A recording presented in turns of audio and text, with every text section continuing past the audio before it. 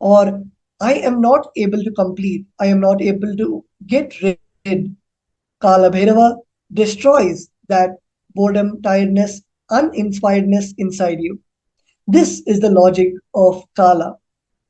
This is directly the revelation from our beloved Swamiji, the Supreme Pontiff of Hinduism, on how Mahakala Bhairava removes the part of us that doesn't want to evolve, that doesn't want to get inspired and move to the next levels.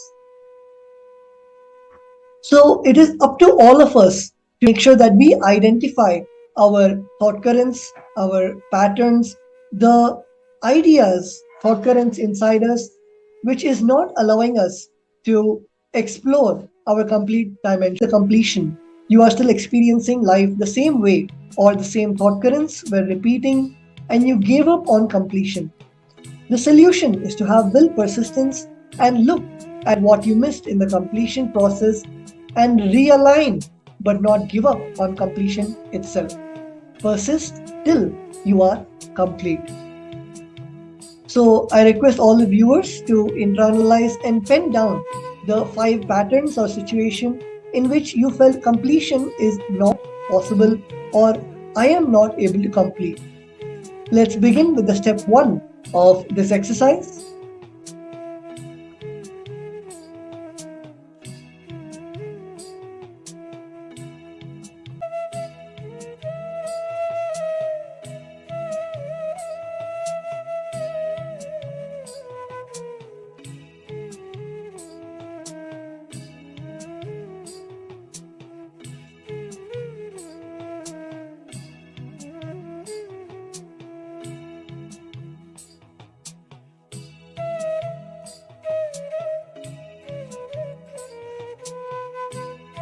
Intensely look inside and pen down every situation, every incident where you felt that completion is not possible.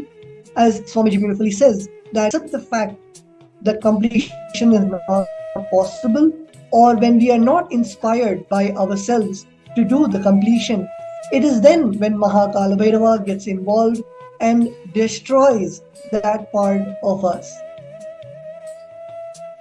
So let's all look inside and make sure that we do not allow that impossibility and that space I am not able to complete, where we, because of our patterns, because of laziness, boredom, tiredness, or just the feeling of not being inspired, are not looking in and completing. So let's all internalize deeply and make sure that we are looking inside and write down the patterns in situations. Only time for yoga in the morning. And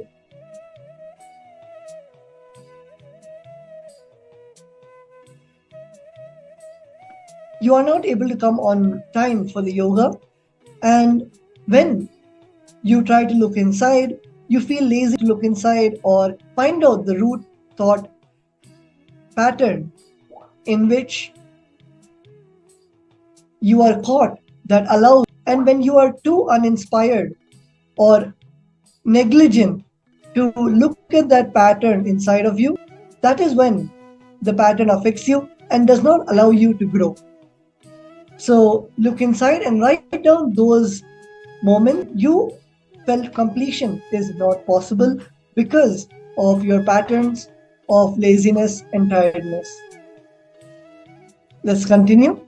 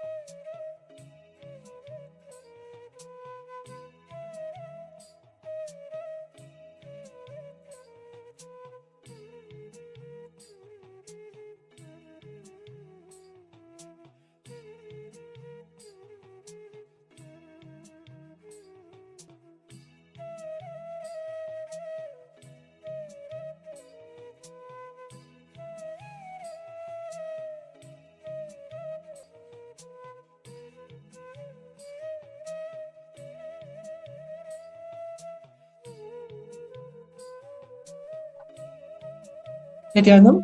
So all of us wrote down where we thought that completion is not possible for us, the incidents where we thought completion is not possible. So let's enter into the step two of exercise. So in this step two, we are going to look inside and identify the real reason why you did not complete with those patterns, even though you are suffering from them. Is it because of your laziness or boredom or uninspiredness or arrogance? Look inside yourself and identify the exact reason. For example, if you are not waking up on time for the yoga, and even though it is not healthy for your body or it is not helping you in your day to day routine,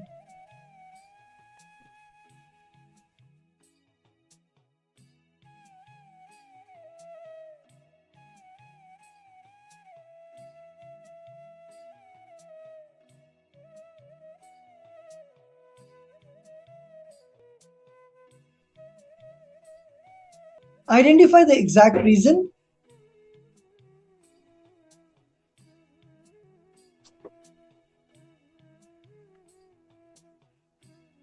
why the completion did not happen and why you felt you cannot complete.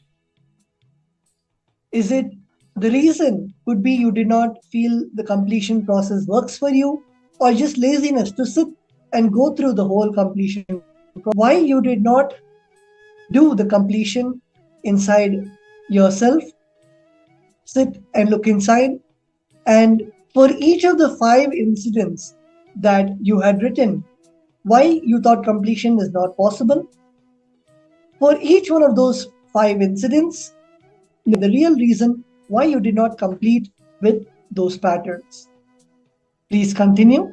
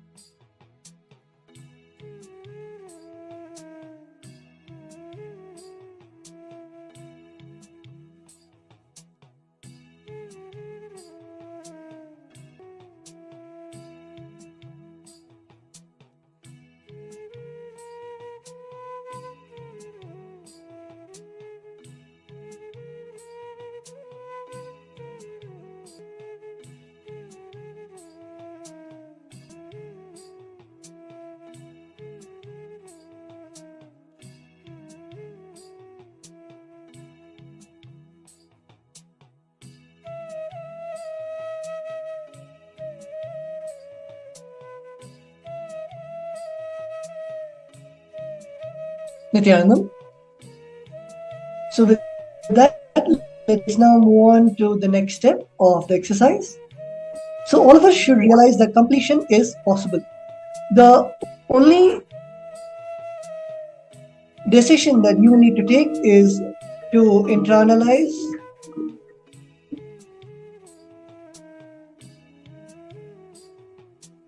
and completing till your incompletions become tired. In this game, the first person who becomes tired are going to become tired. That is the whole game. Only your decision to be in the space of completion can save yourself. With the above powerful cognition, decide ferociously to complete with all your patterns.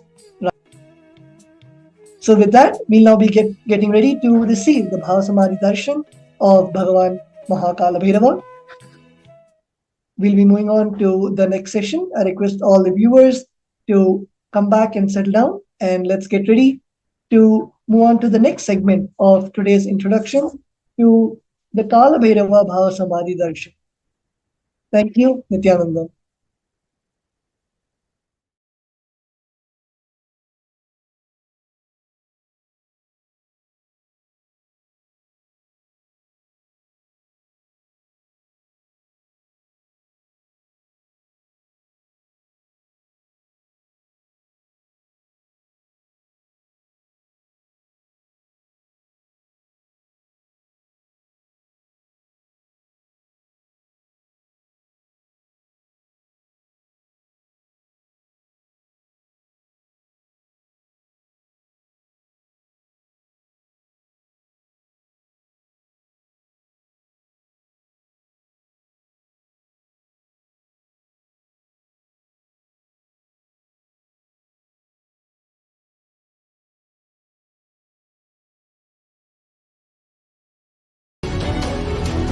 Through this Jnana Charya, Jnana Kriya, Jnana Yoga, Jnana Jnana is Paramashivam.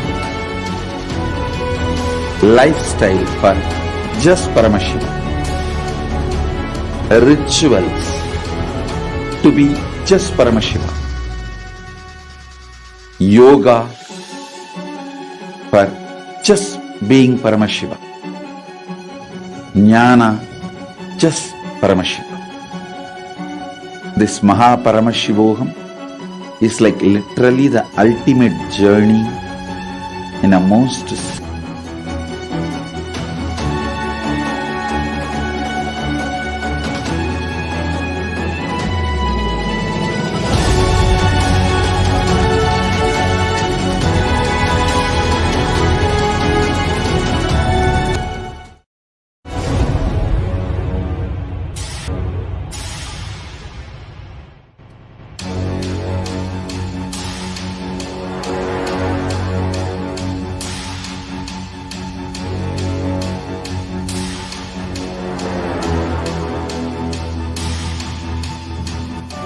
understand, literally last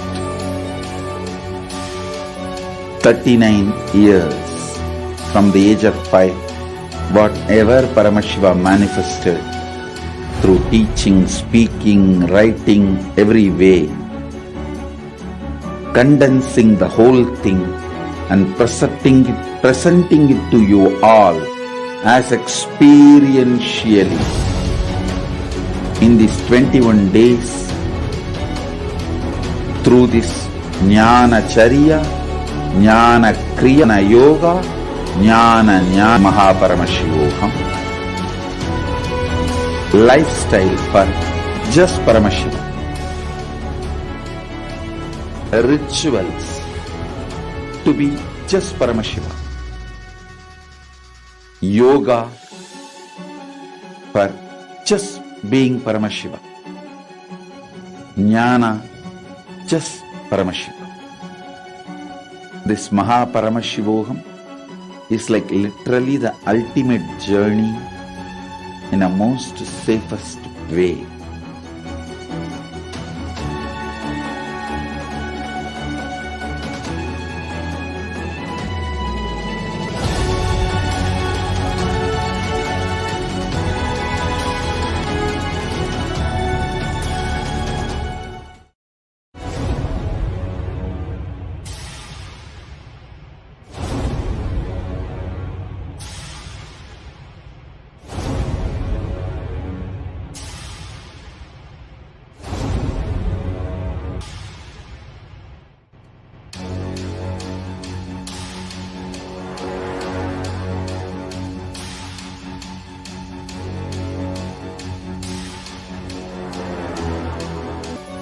39 years from the age of 5, whatever Paramashiva manifested through teaching, speaking, writing, every way,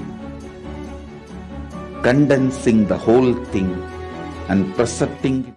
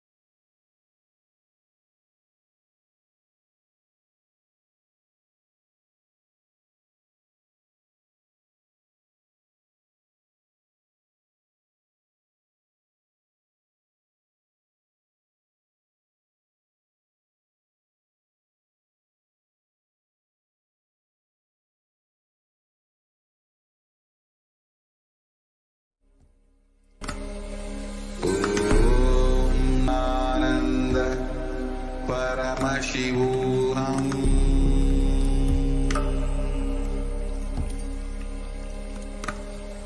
Om Nithyananda Paramashivam.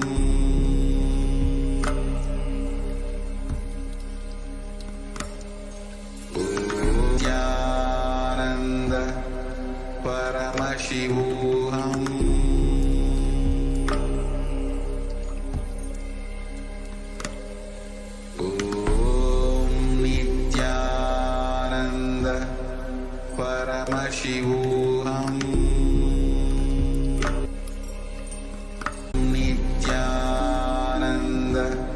Paramashivam.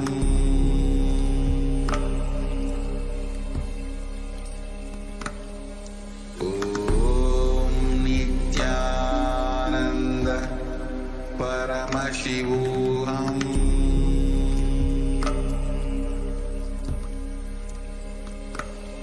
Om Nithyananda Paramashivam. Nithyanandam Paramasukadam Kevalam Dvandvatitam Gaganasudhisham Tattvamasyadilaksham Ekam Nityam Vimalamachalam Sarvadi Sakshibhutam Bhavaditam Trigunarahitam Samami.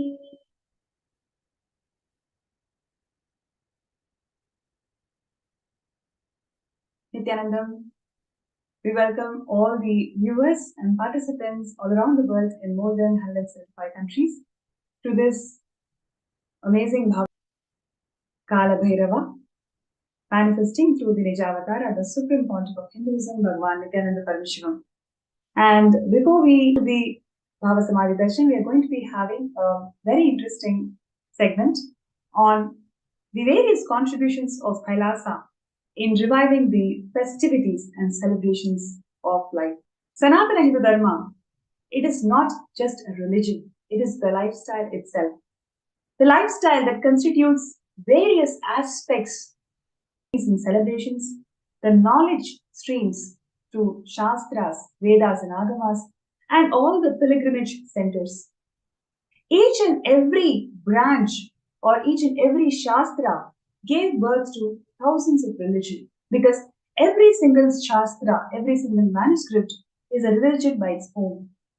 And all of these religions, traditions, culture that comprises under the umbrella of Sanatana Hindu Dharma congregates in one point, and that point is Kumbh Mela. Kumbh Mela is the world's largest spiritual celebration in the world, where literally thousands and thousands of sampradayas, traditions and cultures all congregate at one point. And in this point, it's huge celebration where you can literally see how each of these traditions are unique in its own way, and yet all of them come together to celebrate. all of them can coexist, all of them can appreciate each other, and all of them can still be unique and still be celebrated under Sanatana Hindu Dharma. That is the uniqueness of Sanatana Hindu Dharma, and every level, every single dimension of life, the whole thing is all about reiterating the core purpose of life, which is living enlightenment. So the Kumbh Mela is a grand celebration, grand congregation of all these different sampradayas together, where all of these sampradayas come together. Literally imagine 30 million people gathered for a Kumbh Mela event. 30 million people is something like 2.5 times the population of New York City. Yes, 2.5 times the population of New York City just congregate at one place. All of these people are unique in their own perspectives and celebrate this grand, very huge spiritual breakthrough that they can ever experience in an event called Shahi Snan. And today's segment, we're going to see how the Supreme Point of Hinduism, Nithyananda Paramashivam, has revived this Kumbh Mela, has in fact taken this Kumbh Mela to the whole globe. So just before we get into the segment, just would like to share a small Puranic reference of how this Kumbh Mela started. So when there was a conflict between the Devas and Asuras on who is going to take the Amrita Kalasha, during that fight, the Amrita Kalasha fell down in 4 places. And all these 4 places is where the Kumbh Mela happens. And additionally, this is one of the oldest festivals in the history of the planet Earth.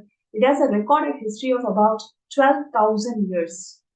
12,000 years unbroken record of Kumbh Mela being celebrated in this world.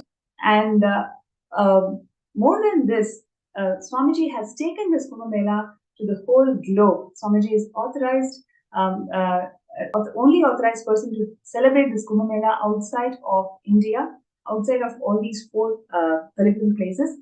And more than a decade, the being celebrated by Kailasa USA and Kailasa Canada and once again. So today's segment is all about, we will see a lot more exciting things, a lot more celebrative sharings from various people who have been part of this historic Kumbh Melas conducted by Kailasa. So before we get into the sharing, we're just going to just for all of us to understand what it feels to be in Kumbh Mela.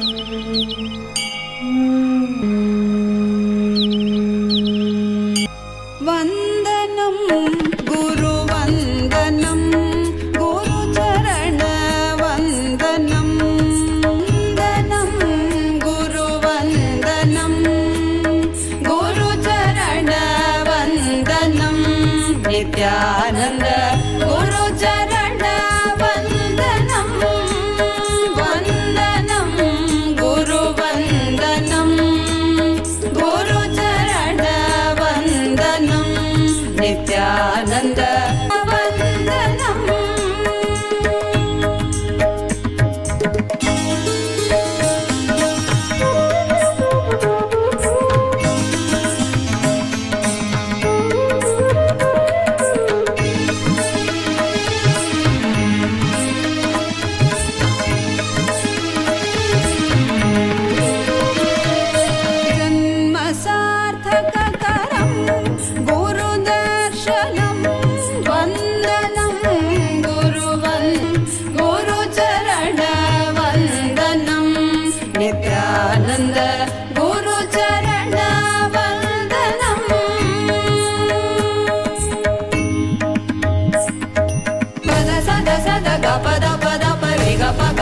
Sari gari ga pa ga pa da pa da sari gari re sa da sa pa da ga pa da pa re ga pa ga sankata kavacha madhura nubhavan guru smaranam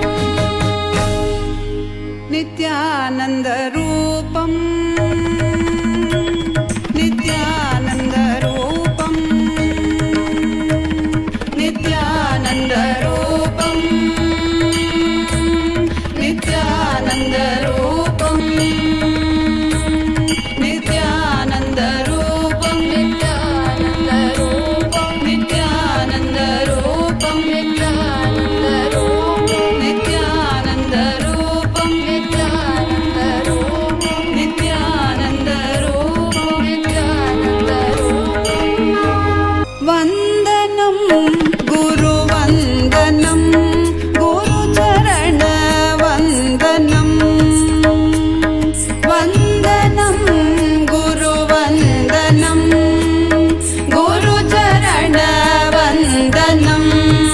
Nityanand Gurucharan वन्दनं वन्दनं गुरुवन्दनं Gurucharan वन्दनं Nityanand Gurucharan वन्दनं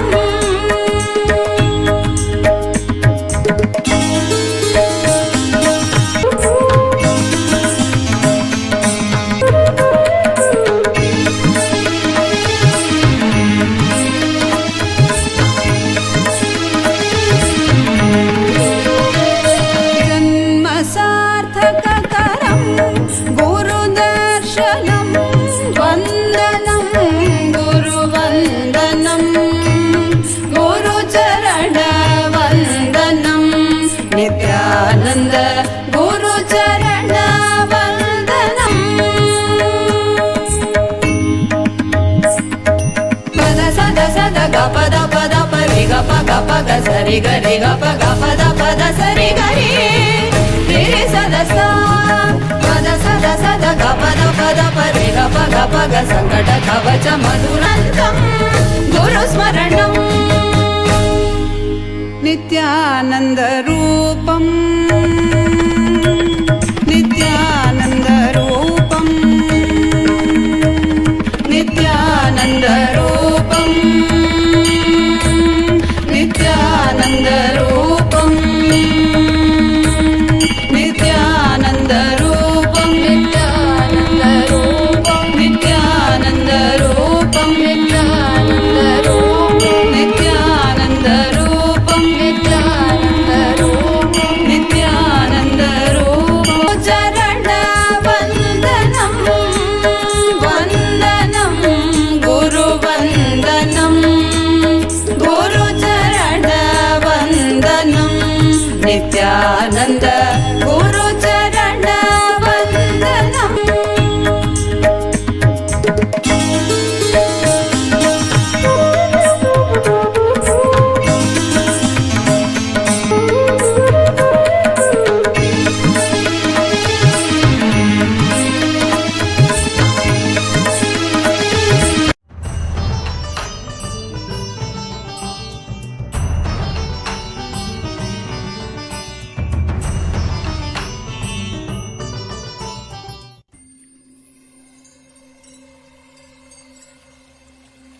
I welcome you all with my love and respect. Let you all open all your three eyes. Om Ananda Paramashivam. Om Nithyananda Paramashivam.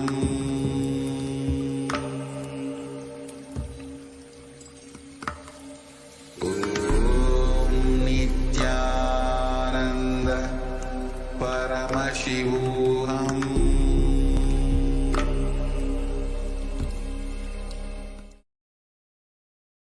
Yes, and that was just a glimpse of what we all experienced as Kumbh Mela. And in this segment, we are having Mahasadashiva, who was the House of Representatives of Kailasa for the whole of Europe. And I think more than few hundreds of participants had come from different parts of Europe. I think more than 25 countries. They all joined from different parts of Europe and different culture. They've never heard about Kumbh Mela before. But how the entire group was in such ecstasy being part of this Shahi Snan. So it's my pleasure and honor to welcome Ma Atmandaya for this segment, who's going to share with us very, very interesting things about coordinating this effort with people who are completely from different backgrounds, different parts of the country, different parts of the world, and yet ensuring that all of them are together and how do they all enjoy. Yes, thank you, and my Nithyanandam pranams to everyone. So thank you, Ma Pranapriya, for having me here. Actually, the video we just watched of the whole procession, this is one of the most colorful part of the whole thing, because of course the beauty is the whole thing revolves around these Shahi Snans, and that particular year there were three special occasions, and one comes to mind very, very clearly because it's like whenever there is any celebration we have in Hinduism, there is a whole drive up to it. So it's not just the day, but it's all the preparation that went on beforehand. And I would say go back to the day before. So the Shahi Snan was happening very early in the morning. There was like a specific window in which we were to do the Shahi Snan. So the main thing about Kumbh Mela, for me, what stands out is the actual procession to a river to have the actual dip, which is like, there's like, it's not a huge amount of time to have that dip, but it's like the whole work towards it itself becomes a memorable experience. So back to, first of all, I had myself not been to Kumbh Mela. Although I'm born in a Hindu family, I heard about Kumbh Mela, but I only heard like some here and there negative things in terms of, oh, that's where kids get lost and that kind of stuff, right? So for me, I never had this particular to go to Kumbh Mela. Because Swamiji is there and the invite was there, it was like, it's a no-brainer, I'm going. And only because of Swamiji, I even got to be there in the first place. And I'm sure that was the case for all the 5,000 people that were there, all the 5,000 participants. But if I go back to sharing about the actual procession itself, so the day before, we had this huge space, the hall that was built for us temporarily. And in that huge hall, which fit easily 5,000 people, we had the day before itself, we had this, I guess, a practice run of the whole thing, where we had the flags, we had the umbrellas, and we knew what segments we were going to be, doing the actual dry run in. So people from all sorts of backgrounds, people who had never possibly even done any practice of Hinduism, they were there. People who have just heard about Swamiji, who decided spontaneously, all kinds of cultures, languages, experiences, spiritual backgrounds were there. And we had this one practice run. And then the next day we were up very, very early, hardly slept, very early, ready to cheer. And we knew for me, I can talk about myself, I knew rough we were heading, but it wasn't difficult because everybody had flags. As you saw in the video, we had flags, and we started before daybreak. So what you see in the video is daylight, but any case, there was this vibrant atmosphere that was really electric, decorated, colorful umbrellas, deities, Swamiji's chariot, literally thousands of devotees, all cultures, all backgrounds, and we are all cheering, chanting, devotional music blaring. We are having dancing happening. So it was a stop and then continue. So we stopped for a few minutes, enjoyed, walked a bit more, and then danced a bit more. And then there were people who were actually we took over I'm sure we took over the roads. We took over the road. There were people on the side. Their eyes were open. They were enjoying the atmosphere. I remember even the next day we were in the newspaper because it was the most vibrant celebration of the year. And it was all in all the newspapers. All the photographs were from Swamiji in the chariot, Swamiji receiving all the flowers. You saw people were, showering Swamiji with flowers and garlands, getting involved in the celebrations and things like that. So literally an adventure of a lifetime for me, I had.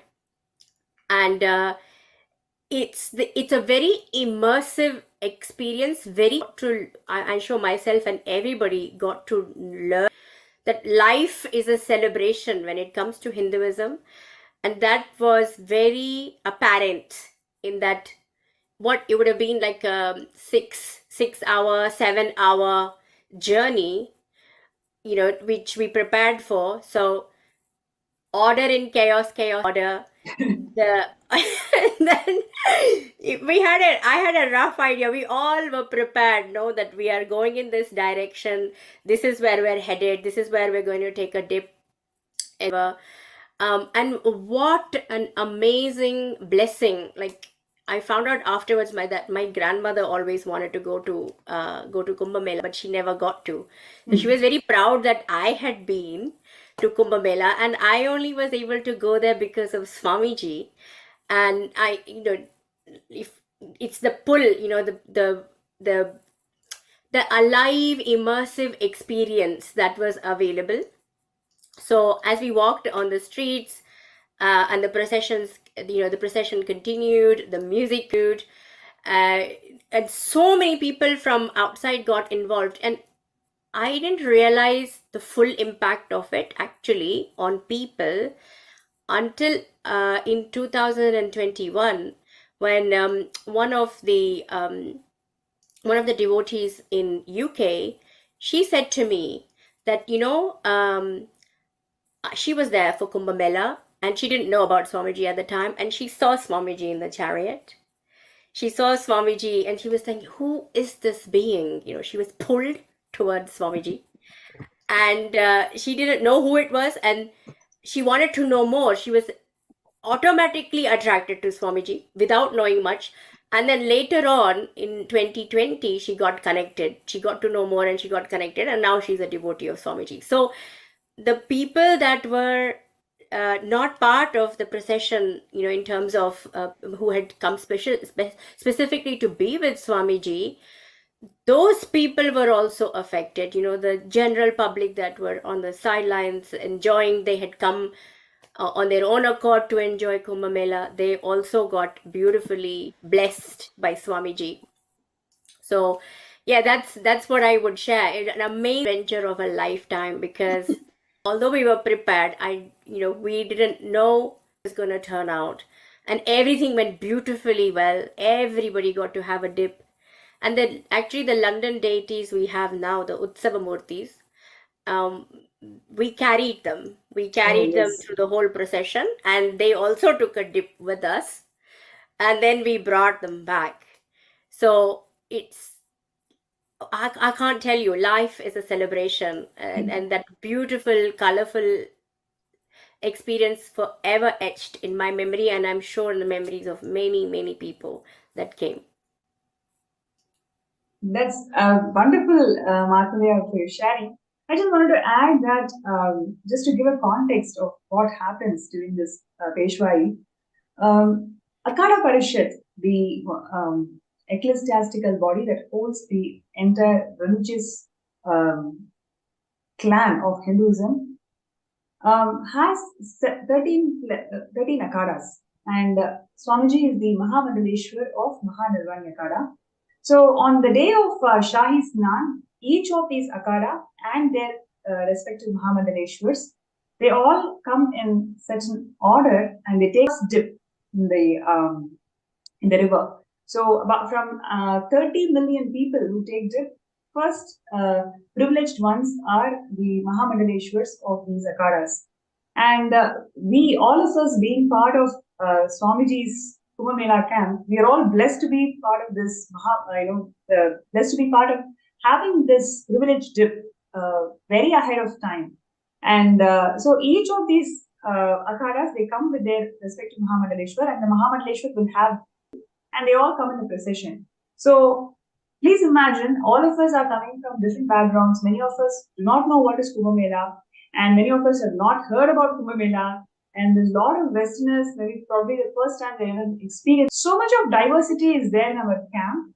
And what Swamiji did was something so extraordinary. He, inspired the whole group, people from all the different countries. And we all did what is going to happen in Kumbh Mela the previous night, whole night. And Swamiji guided each and every country. Okay, now you hold the flag. When this person stands in the first, this person stands next. So we actually had a mini Shahi Snan Peshwai the day before the Peshwai happened. So all of us had carried our umbrellas and flags and everything. So Swamiji was ensuring that everybody knows what they're going to do, what they're going to experience. So the previous day, literally, we all did it in our own camp, Peshwai, small Peshwai. And so we all know going to, so Swamiji literally prepared us for the big day. And when the big day happened, we know, I mean, we are confident of what we are going to do, and we are seeing there crores and crores of people literally are enamored at Swamiji's grace. Every single person was prostrating and taking blessings and selfie and autograph and whatnot, showing arati. All the Akara sadhus worshipping Swamiji. The whole scene was so something beyond our expectation and visualization. And this time, what I wanted to bring it out is, on one hand, in the previous day, Swamiji is sitting with all of us and ensuring that we know what is Peshwai, and he's actually training us. Okay, this is how. And on the next day, as an avatar, he's grazing the whole humanity, like literally crores and crores of people throughout the way. Everybody was worshipping Swamiji. You can see the two contrast, isn't it, Martha? That's phenomenal, because we always feel, right, we cannot get into details when we look into larger goals, but that is not the case at all. Swamiji has always got into micro to micro details, trained, and ensure that every being gets the best of what we are going to. And next day, Swamiji is gracing as Paramashiva himself, and literally the whole city celebrated Swamiji's existence that day.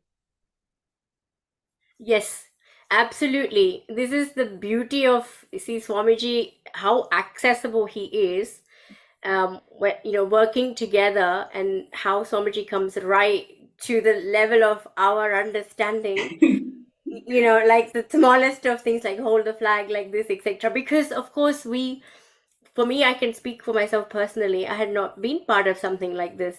Graciously teaching, showing and guiding, and then the same mother, worshipped by so many people. And that's the beauty of Swamiji. He doesn't, I don't experience that gap, that meaning, like, oh, there is a gap that, I can't approach Swamiji. He's very approachable. There's, with the beautiful guidance that he gives. And I learned about my own culture so quickly by being, and I don't think there's a YouTube video or any Wikipedia or anything that could have actually taught me about Kumbh Mela the way Swamiji taught, right? So it's on the go, learning about everything on the go. It wasn't like, okay, first I'm gonna learn, then I'm gonna go. So learning about the Shahi Snan, learning about the procession, learning about being with the akhada, learning the structure of the akhada, learning everything together in an immersive, experiential ambience.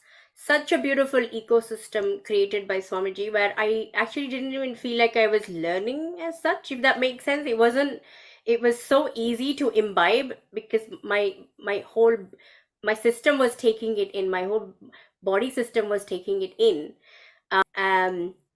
So yeah, I can't, every time I think of Kumbh Mela, I think about the whole thing, from beginning to end, how Swamiji brought the whole thing to life. But the procession, of course, I had this thing about, I don't want to walk that far. This was in my brain. It's like, I don't want to walk that far.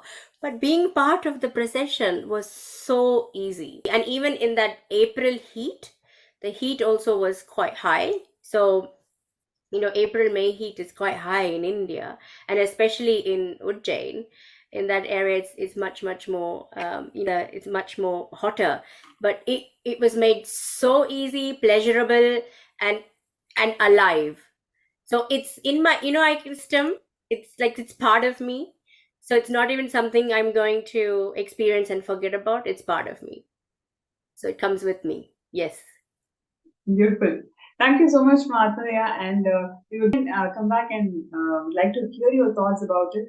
So now to viewers, I'm going to share, just like how I mentioned about Swamiji is the Mahamandaleshwar of Mahanirvana Kala.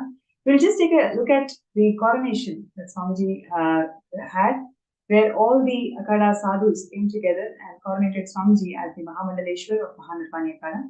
Let's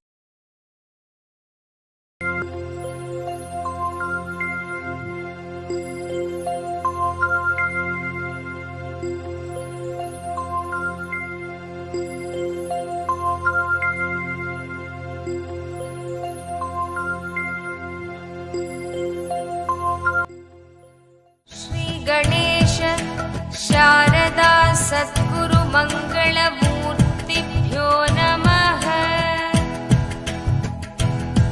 यं ब्रह्म वेदान्तविदो वदन्ति परं प्रधानं पुरुषं तथान्ये विश्वोत्पत्ते कारणमीश्वरं वा नमो विघ्ननिवारणाय। स्य श्रीगुरुगीतामालामन्त्रस्य भगवाशिवऋषिः विराट्छन्दः श्रीगुरुपरमात्मा देवता हं बीजं सशक्तिः सोऽहं कीलकम् श्रीगुरुकृपाप्रसादसिद्ध्यर्थे जपे विनियोगः। ॐ हंसां सूर्यात्मने अङ्गुष्ठाभ्यां नमः। ॐ हंसीं तर्जनीभ्यां नमः। ॐ हंसूं निरञ्जनात्मने मध्यमाभ्यां नमः। ॐ हंसैं निराभासात्मने अनामिकाभ्यां नमः।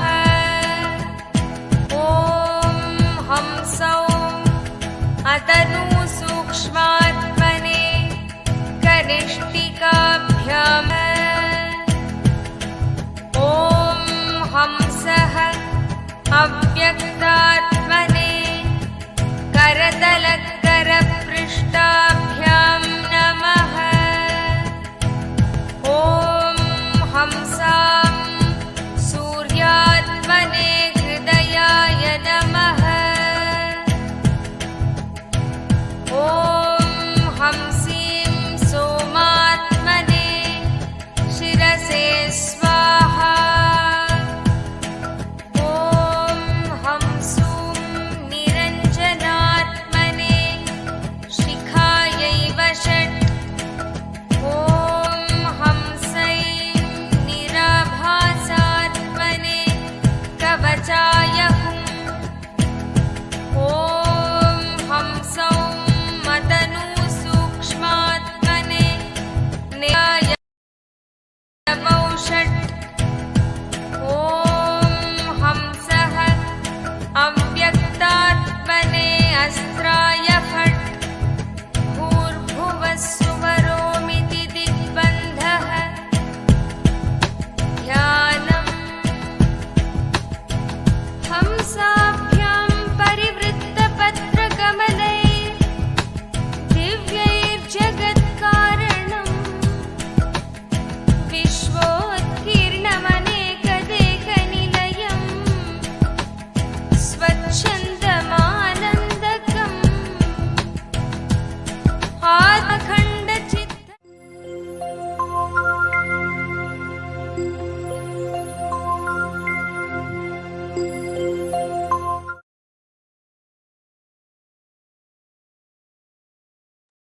Yes. So that was the most beautiful coronation of the Supreme Pontiff of Hinduism as the Mahamandaleshwar of Mahanirvana Kala. And after this coronation, Swamiji has immensely contributed in the revival of this kingdom.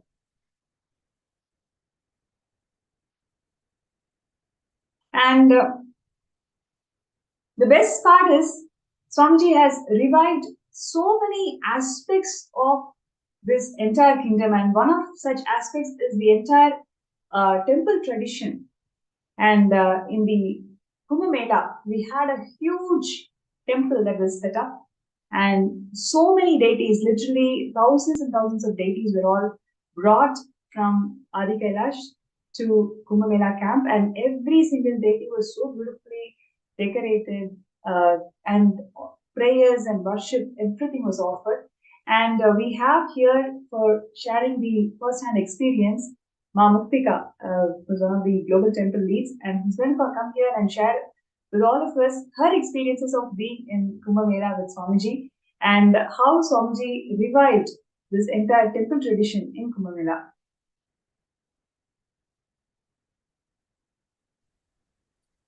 Nithyananda, thank you, Ma Pranapriya.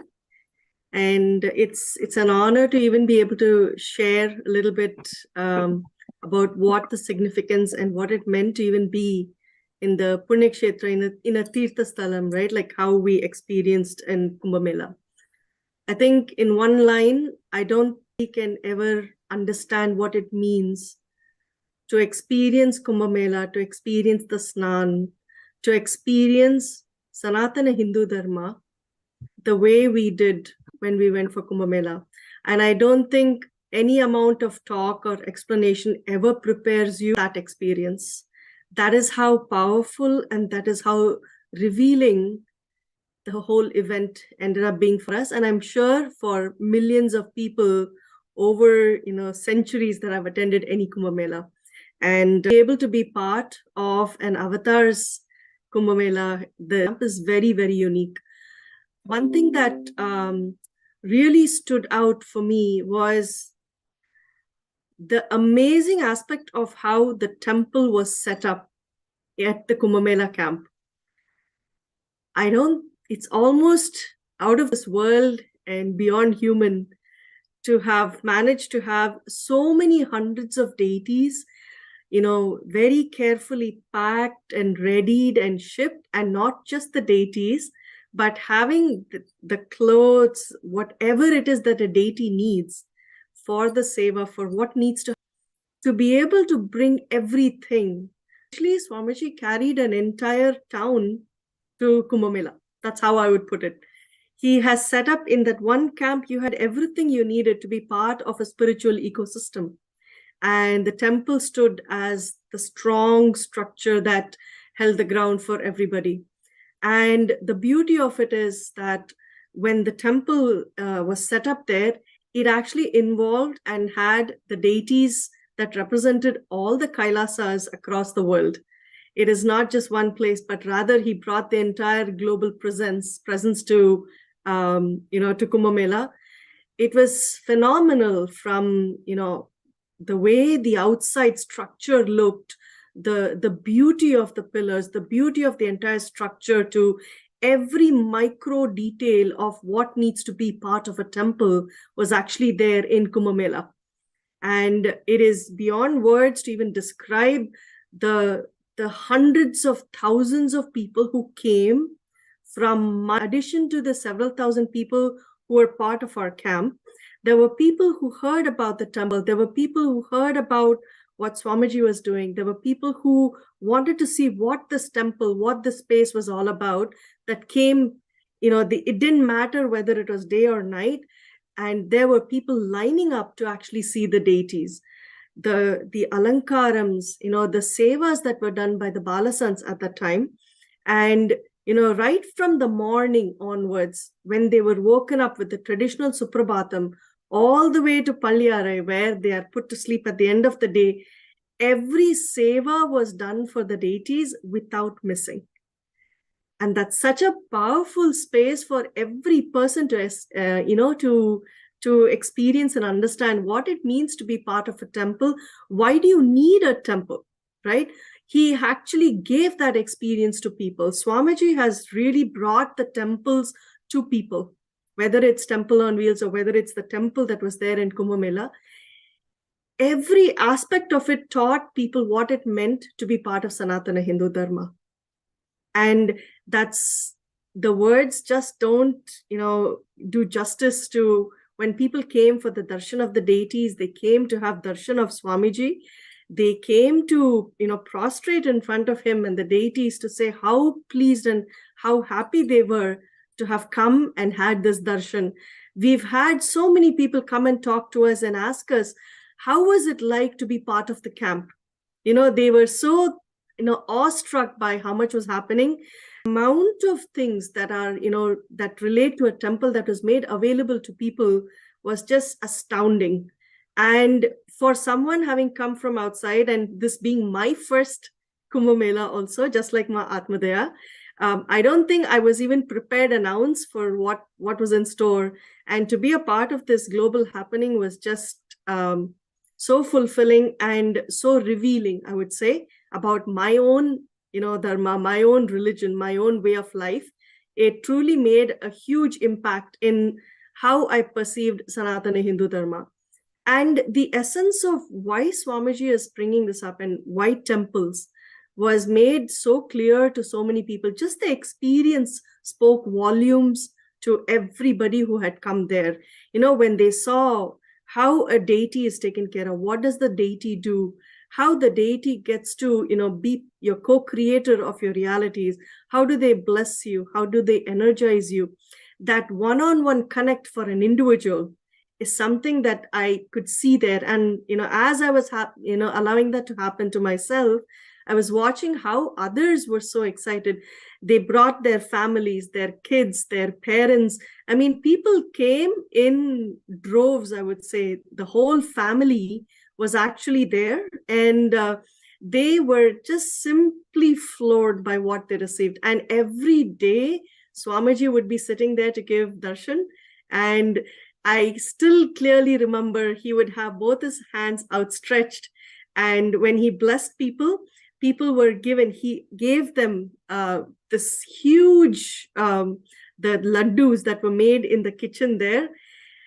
People could hardly hold it in their hand. That's how huge it was. And you could see that feeling of, feeling so overwhelmed and so happy at receiving such a huge thing.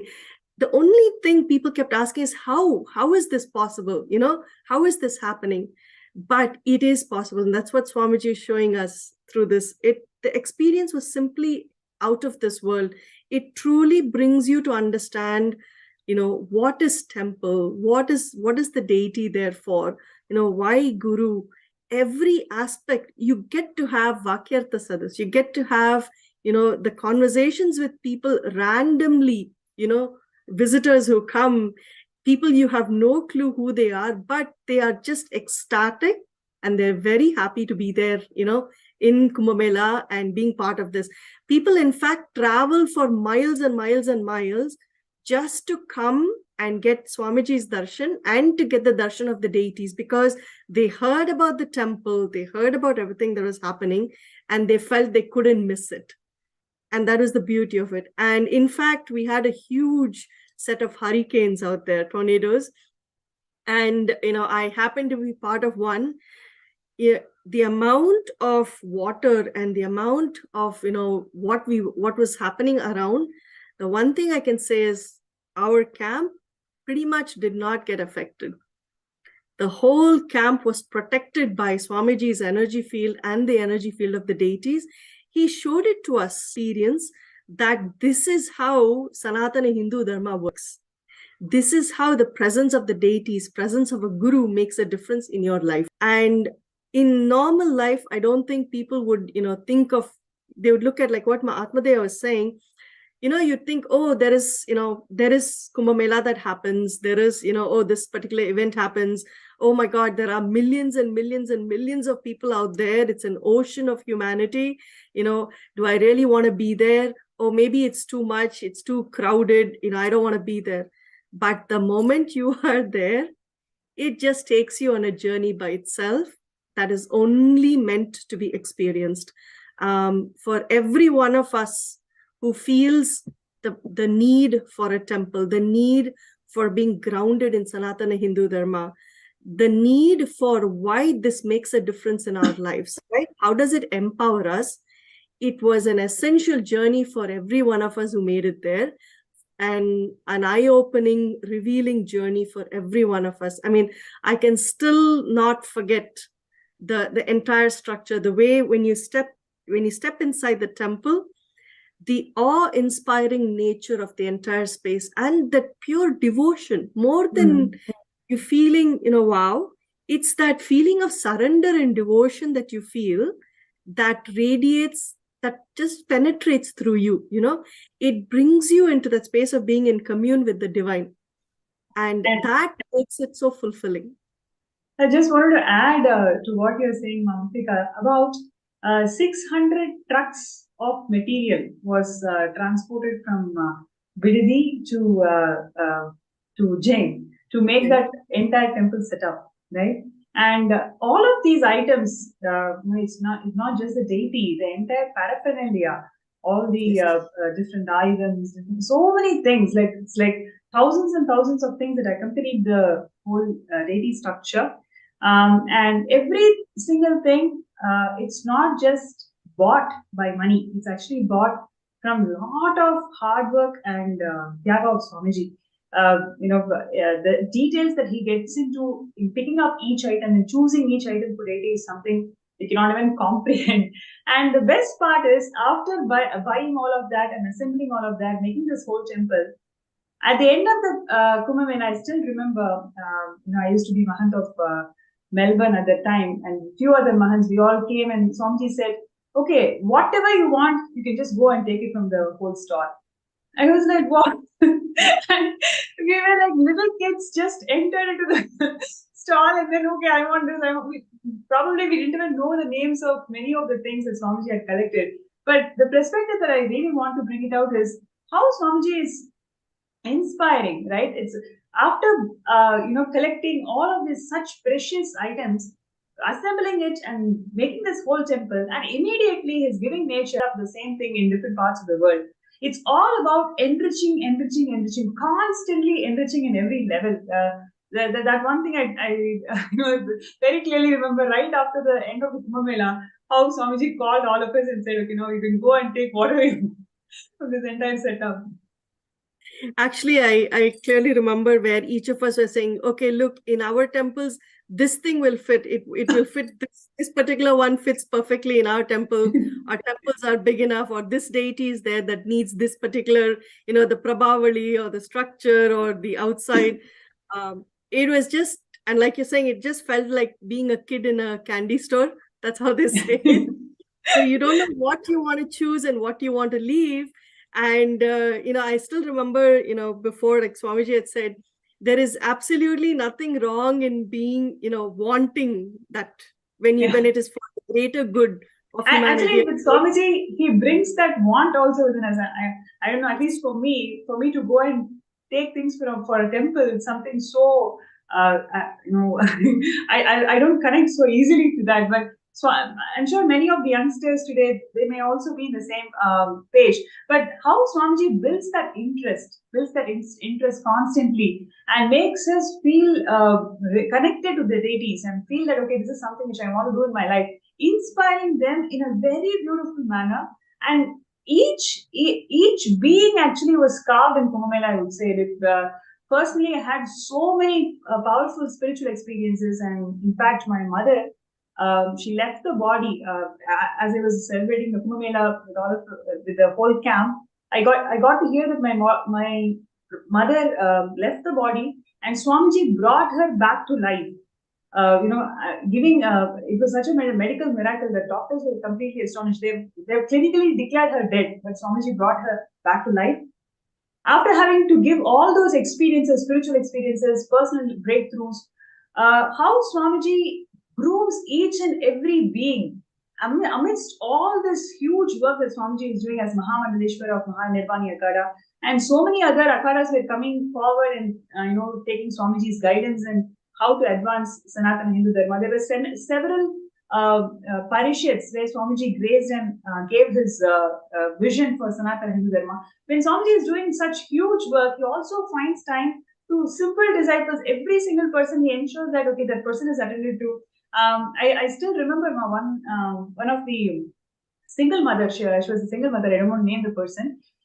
She was looking for an accommodation actually, and then she was looking for an accommodation, and Swamiji assigned one of the volunteers to look into it. After 2 days, and the whole campus like filled with 15,000, 20,000 people. Amongst all those people, Swamiji picked that girl and then asked, "Is your accommodation sorted out?" And and then the girl said, "It is sorted out, but I still have this water problem." Then Swamiji assigns the next person and then say, "Okay, now go and fix that problem." And then immediately next minute, Swamiji says, "The blessings or whatever you asked will happen." So one hand he's attending to this accommodation issues of one person. It's not an issue, it's actually fulfilling that being. And at the same time, in the Kalpataru Darshan, he's awakening third eye. And I remember, like, literally every day, 50,000 people used to come and take Swamiji's darshan in a way that people used to grab Swamiji's thumb and put it on their forehead because everybody saw all the Balasans doing this phenomenal blindfold reading, and they want their third eye to be awakened so desperately. So literally, people would be grabbing Swamiji's thumb and put it on their head and thank Swamiji and go. It was so phenomenal response from people, and see, this is from the people's side, but from Swamiji's side, whole day sitting through the night, 50,000 people initiating, where people are just pulling your hand and getting initiated, and at the same time holding the larger vision for how Sanatana Hindu Dharma should advance from where it is right now, and attending to all the disciples, grooming each person, grooming the next Hindu leaders for tomorrow, and initiating all the people into 70 extraordinary powers. I think that's one of the first programs where people were initiated into mass power manifestation sessions. It's something phenomenal to think about how Swamiji organized this whole event. It is just amazing. I can never forget the deities, and the place. And I also remember that during the storm, even the main tent and the temple were the sanctuary. Actually, Yes. It's a place where we were all kept safe. And imagine being able to sleep in the presence of the deities, right? Swamiji has made that happen for everybody. So it was a very, very beautiful experience and very powerful. And like you're saying, even the Bandara, how Swamiji is, he takes care of all the akhadas, and every sadhu, every monk who came never went back empty-handed. They were given so much of respect, so much was provided to them. It is just phenomenal to see how Swamiji does all that. And like you very well pointed out, the micromanaging, both from being the guru for an individual to being the supreme pontiff of Hinduism. Yes. Right? Oh, that's beautifully put. It's like you are seeing such a huge an expanse of what Swamiji is, and that this is also just a glimpse that we are even able to understand. But you get to see how he handles or how he manifests so much, and only you really get to experience that as saying, look, he is the avatar, he is the guru of gurus, he is the Jagat Guru, that it is not humanly possible for anybody else. And you get to experience that truly. And the way the akhada, the mahants and others who had come would be gracing our camp, how Swamiji would receive them, how we made sure that when the Bandara was happening, we were all serving. He in fact invited all the the temple heads and all to come and serve to all the the monks and everybody. Yes, I would like to just add, when you pointed out about Bandara. So Bandara is actually a feast that we invite other akhadas to come and visit our camp, and the entire monks of that akhada, they'll have this feast in our place. So it's a very, very special event. It is a proud moment for all of us to host people, basically. So please understand, we are a 5,000 member 5,000 people in our camp, and most of us have not seen Kumbh Mela ever in our life, so we don't know what is Kumbh Mela. And more than 60% of people are from different parts of the world, so they have not experienced Hinduism at all. And Swamiji trained this whole group in serving the sadhus, right? So people coming from West, probably we don't even bend so low to serve food.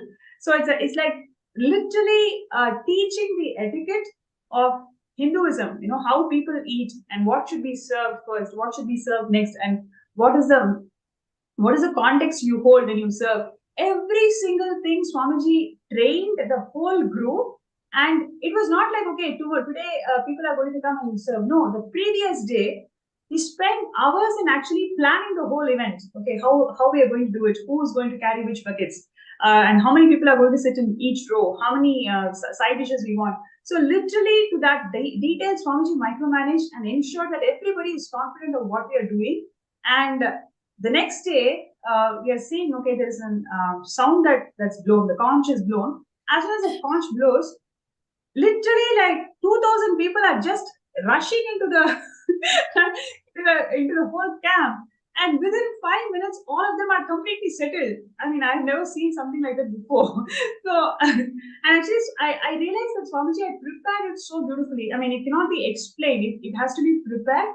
So Swamiji prepared all of us into that, and just that thought of, okay, how are we going to feed so many people seamlessly? That was so mind-boggling at that time, and all of us just executed how Swamiji trained us. And at the end of the day, right, when the whole Bandara finished, it left with such immense fulfillment. Really no words to say. Seeing so many sadhus having the food and having to, I remember Dr. Peter Blumenthal had to memorize some of the side dishes.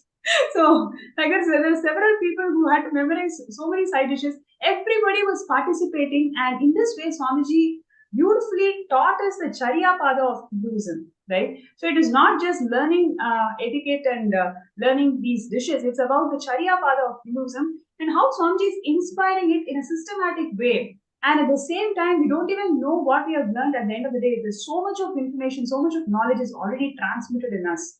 So that's one of the most powerful experiences, I would say, being in Kailasa, being able to serve in Bandara.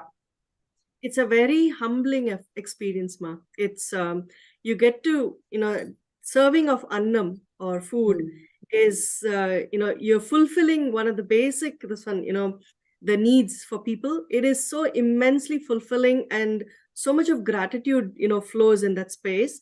And especially to be able to serve sannyasis who have renounced and who are blessing the world, and that too, so many thousands of them. It was just unbelievable. I can only think of how much punya, Swamiji made sure every one of us got in the process. Like you very well shared, the Charya Pada aspect, right? It's not just about sitting and listening and getting, a textual understanding of things, but rather you get to be part of it and you experience it. You are jumping into the fray, right? And it's such a phenomenal experience to get that truly nails in, locks in the lifestyle aspect in you. Beautiful. So very beautiful. So thank you so much, Ma Murthy. It was very, very nice sharing. We will have you back in the show shortly. And before that, we're going to see one more beautiful clip where how the whole Kumbh Mela celebrated after Swamiji assumed this responsibility of Mahamadaleshwar of Mahanirvanekana. Let's take a look at it.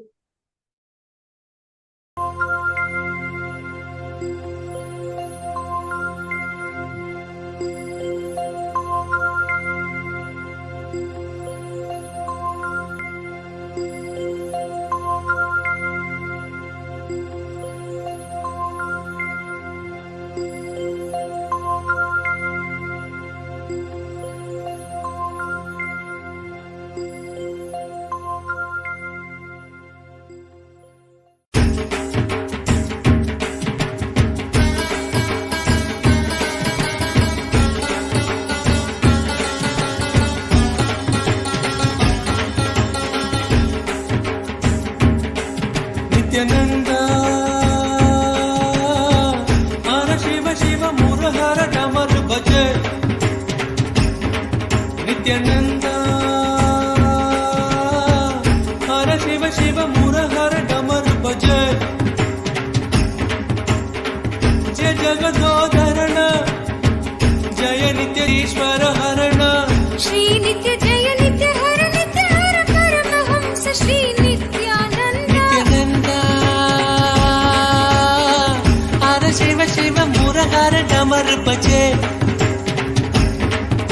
Nityanand हर शिव शिव मुरहर डमर बजे जय जगदोधरण जय नित्य जगदीश्वर हरण जय नित्य जगदीश्वर हरण श्री नित्य जय नित्य हर परमहंस श्री नित्यानंद नित्यानंद हर शिव शिव मुरहर डमर बजे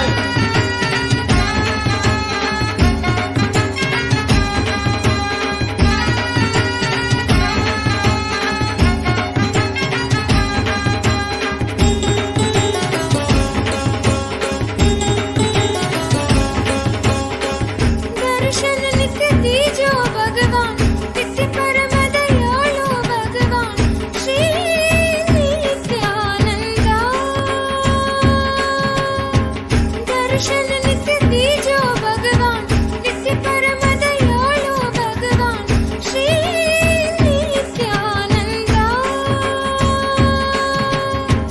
हर बोलो नाथा शिव शंभो नित्यानंद हर बोलो नाथा शिव शंभो नित्यानंद शिव शिव हर हर हर हर शिव शिव नित्य पुरेश्वर हर परमेश्वर जय गुरुनाथ श्री गुरुनाथ नित्यानंद शिव शिव हर हर हर हर शिव शिव नित्य पुरेश्वर हर परमेश्वर जय Gurunath Shri Gurunath Nityanand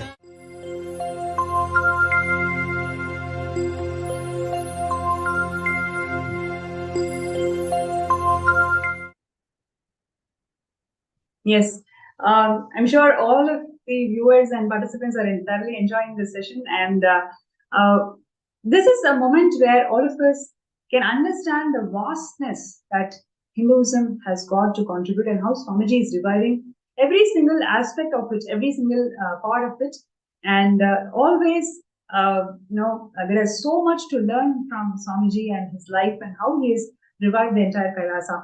And one of the things that Swamiji is passionate for all the 30 years of his public life is Annadan.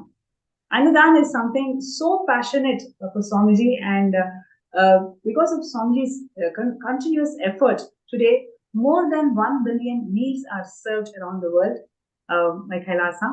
And in Kumbh Mela, Swamiji had envisioned to serve 1 lakh people per day. And he was instrumental and guiding force of the entire workforce in right from choosing the menu, right from choosing the construction of the kitchen and how it has to be served. In every detail, Swamiji was involved in this whole thing. So we have a personal person who has been part of this entire exercise, Mahasadashiva from Baroda in India, and who's here to share with us her experiences of being personally trained by Swamiji in running this mega kitchen that can serve 100,000 people every day for more than 45 days. So Nithyanandam, everybody. Nithyananda. Yes. After listening to beautiful experiences from Atmadaya and Ma Muktika, the way meticulously the chaotic cosmos had complete order, the same way how the beautiful temple exhibiting the ultimate Hinduism, I will truly appreciate the way Swamiji took care of the kitchen from scratch. The layout of the kitchen, where it has to be as per Vastu Shastra, to each and every menu, what will be cooked for breakfast, lunch and dinner was absolutely decided by him.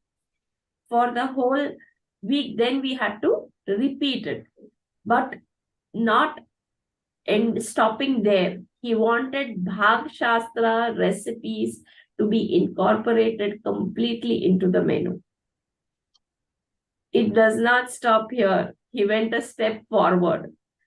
To the extent the calculation of the recipe was also to be followed as per Bhag Shastra. So if something was in Bhag Shastra mentioned that certain, there was nothing like grams in Bhag Shastra. There was always comparison to some stone or some equivalent thing. So we had to take that stuff and put it in the weighing scale, then compare it in grams, and bring it ahead. So it was quite a task, but he wanted it executed to the T. He was so involved in this whole kitchen experience. He wanted abundant food to be flowing constantly to people. Every day, 1 lakh people were fed for more than 45 days. For more than 45 days. It was almost for almost 2 months that we were feeding more than 1 lakh of people. Besides this, he paid a lot of attention to getting the system into place where we could run the kitchen 24/7 with utensils and equipments which would aid us to keep on cooking non-stop. So literally there were times where we have given food out, every new fresh food out into the public place. For every 3 hours we would have food constantly being filled up, which was fresh. We did not know the concept of what is stale food. The food used to be so fresh. Swamiji wanted everything perfect, to the extent that he had extended his kitchen facilities to serve 21 items every meal 3 times a day. And every menu would be different. So imagine the kind of detailing that he had gone through with us, to the extent that even when he would give us the approval to buy a pan, suppose he told us to buy a huge pan which is electric and which is going to cook only 15 kilo. If we would say that this pan will cook only 15 kg of vegetable, or if this will cook only vegetable, he would precisely say, if the person is saying 15 kilos, then you consider it as 12 kilos and more. He would be so perfect with his calculations that exactly that was happening. Also, the way we were, the way he wanted that everybody should be completely fulfilled when they leave the campus. He took care that even the Tirupati kind of laddus that we made, they were so big that you needed 2 hands to fill it up, right? And we were making it. And I remember to get the size approved for the laddus, it took us practically 3 days because he was never happy with the size. We started with the one small which was coming between the 2 hands, to the extent that we had to leave the hands open and the whole laddu would be sitting there. So he had to spend so much of his time even teaching us how to cook the exact size he wanted. Also, another beautiful part of this kitchen was that when 50,000, not only 50, I've seen days when there were even 75,000 people. And our estimate of giving, of how he will be giving the prasadam crossed our comprehension. There were times at night, 10 o'clock or 11 o'clock, I will be going into the market to buy the whole shop out. And the truck would be following us onto the campus, while in between the crowd, the truck would we would take the truck right to the backstage and supply the prasadam. And so beautifully, this whole truckload of prasadam he would give to each and every person by himself, individually, holding each fruit and giving it to each person. It was not that we devotees were distributing the prasadam. It was he himself, truckloads. And this was the load after the laddus were over. And laddus were being made in hundreds of kilos. After this prasadam would come. So imagine the kind of effort he had put throughout, and every day he was giving this darshan. besides this, the way we used to shop vegetables, it used to be in the figure of somewhere close to 450 to 500 kg per day. Maybe even more I have bought.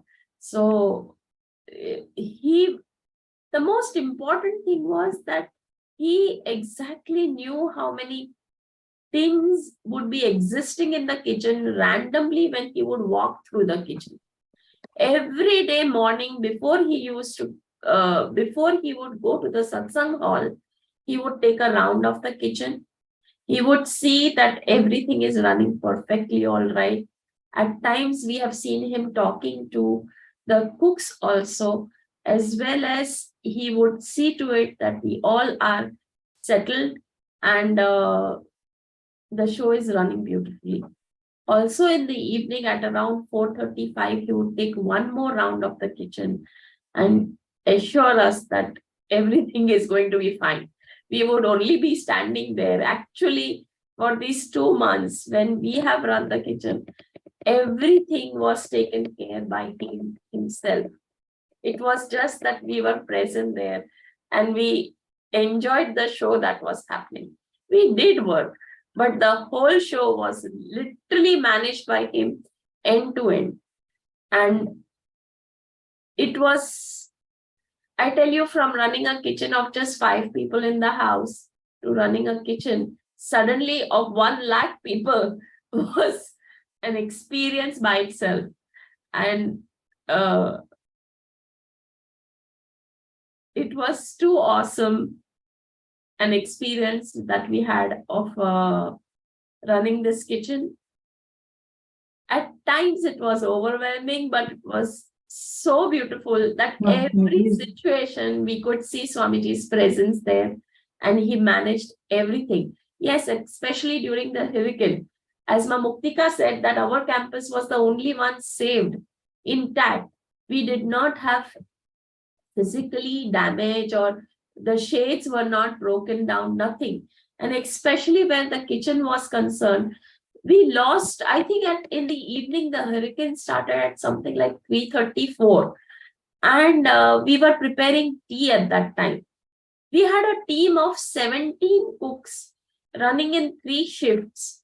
So imagine the kind of automation he had created or he had envisioned that we should be having, that with 17 cooks running in 3 shifts, we could manage the whole kitchen for 1 lakh people.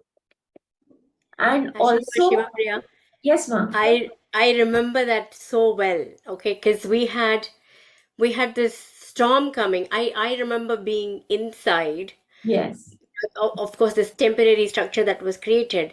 One side was Swamiji on stage. The other side, I looked, the hall was getting empty. I looked up and the structure was obviously, because the storm, it's a very real storm coming at us.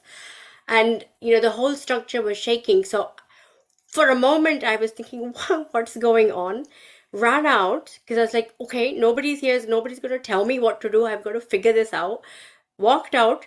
One side I saw these, on the kitchen side actually, these metal sheets were flying off. And I was like, okay, that's not the way to go. I'm going to go the other side. And I went the other side. Anyway, after all of this happened and Swamiji diverted the storm to a safer, literally diverted the storm. He went into the storm, diverted it away. Nobody was hurt. And after everything settled, we were having tea and snacks. Yes. We were just, the kitchen never stopped, whether it was flood or we were making tea. Yes. And we were going through the hurricane and suddenly lights went. But fortunately, I don't know how, but we had the candles to run the whole show. From somewhere where we got the candles today, I don't even remember that. But I know we had lots of candles running in the kitchen. And the kitchen kept on working. It is hurricane. Okay. Then once I think I went out to see what Swamiji was doing. I saw him walking through the storm and he was indicating the clouds to move out. And oh my God, that was a sight worth seeing how the clouds were obeying him. Nothing went wrong. To the surprise of everybody, at 7 o'clock, we had the dinner served. In complete darkness. We did not have light on the campus, but definitely the dinner was not delayed. So that was such a beautiful experience that, yes. And another beautiful thing that happened was that Swamiji had taken care to put the whole store was on wooden platform that was just 8-inch high, but never got destroyed, and not a single grain got wet. It was the only area, I think it was completely dry, without a drop of water in the whole of the campus. Even the kitchen had water at places. Then we had to go for flooring and everything. But to the surprise, the store was not touched. It was completely untouched during the hurricane. So many surprises that we have seen. It's amazing that how a guru, how a master can just change everything in your life and your surrounding, physically, mentally. Absolutely. It And was on that side. The storm was actually on the yes, kitchen side. yes, And to my, it's like there's not even a beat missed. There wasn't a single meal missed. The first no, few days no, when the never. program started, we had a flood, right? Yes. So the heavens opened up the moment Swamiji said, okay, the program starts, the heavens opened up. There was a rush of, rain water coming down on the ground. I could this in slow motion. I'm seeing water flooding through and then Swamiji is sitting on stage and we're working out, we're like, what is going on? By the time we could even figure it out, the whole place had flooded. And Swamiji had said,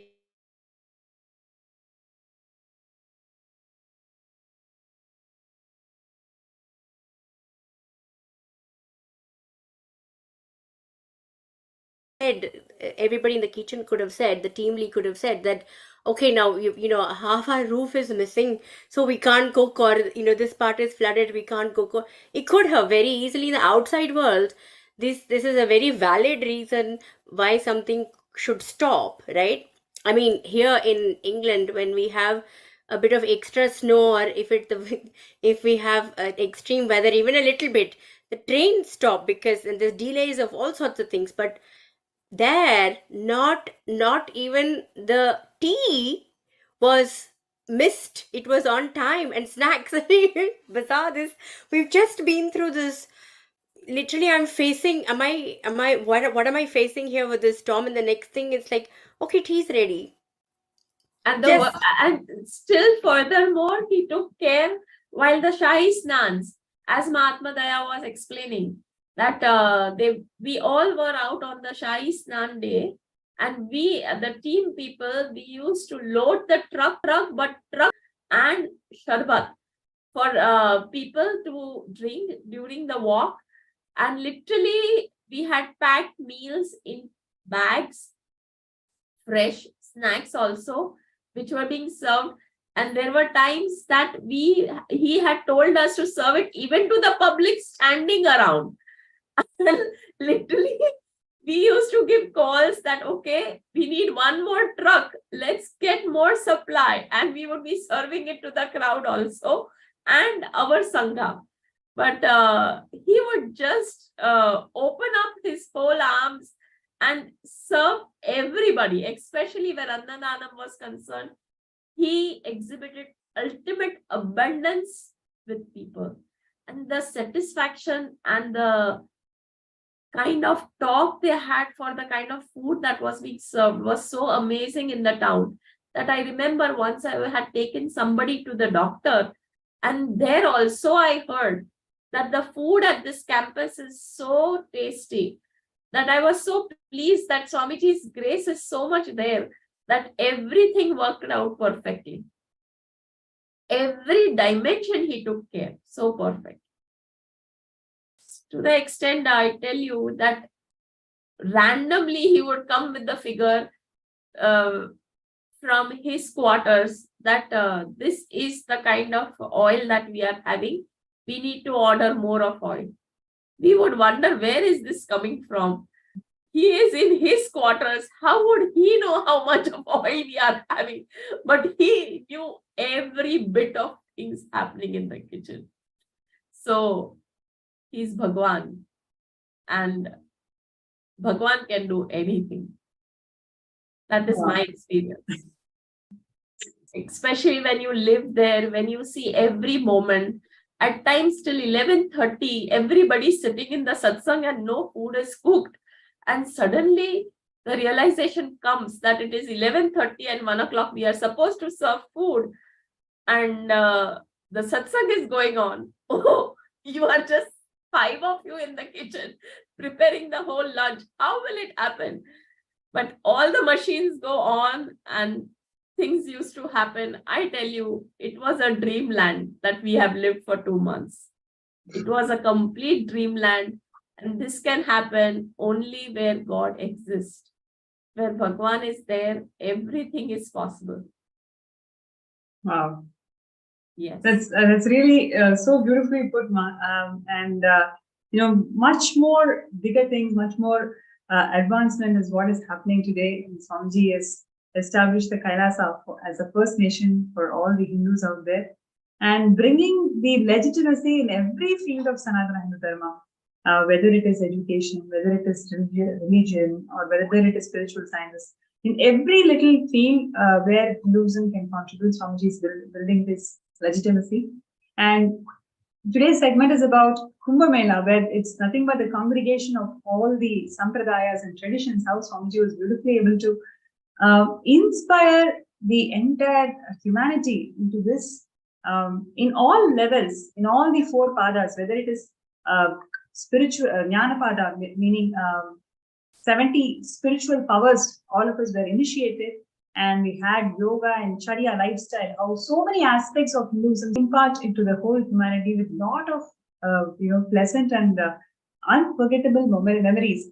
It's been few years now, but still, as we all talk, we just feel that we are already there, living that moment with Swamiji. So that is the whole beauty of Sanatana Hindu Dharma and how Swamiji is beautifully reviving. And would like to ask all of you your thoughts, why everybody should be part of this movement, which is literally empowering the whole humanity into this way. Why everybody should be part of this movement, and what is Sarvamya Pita?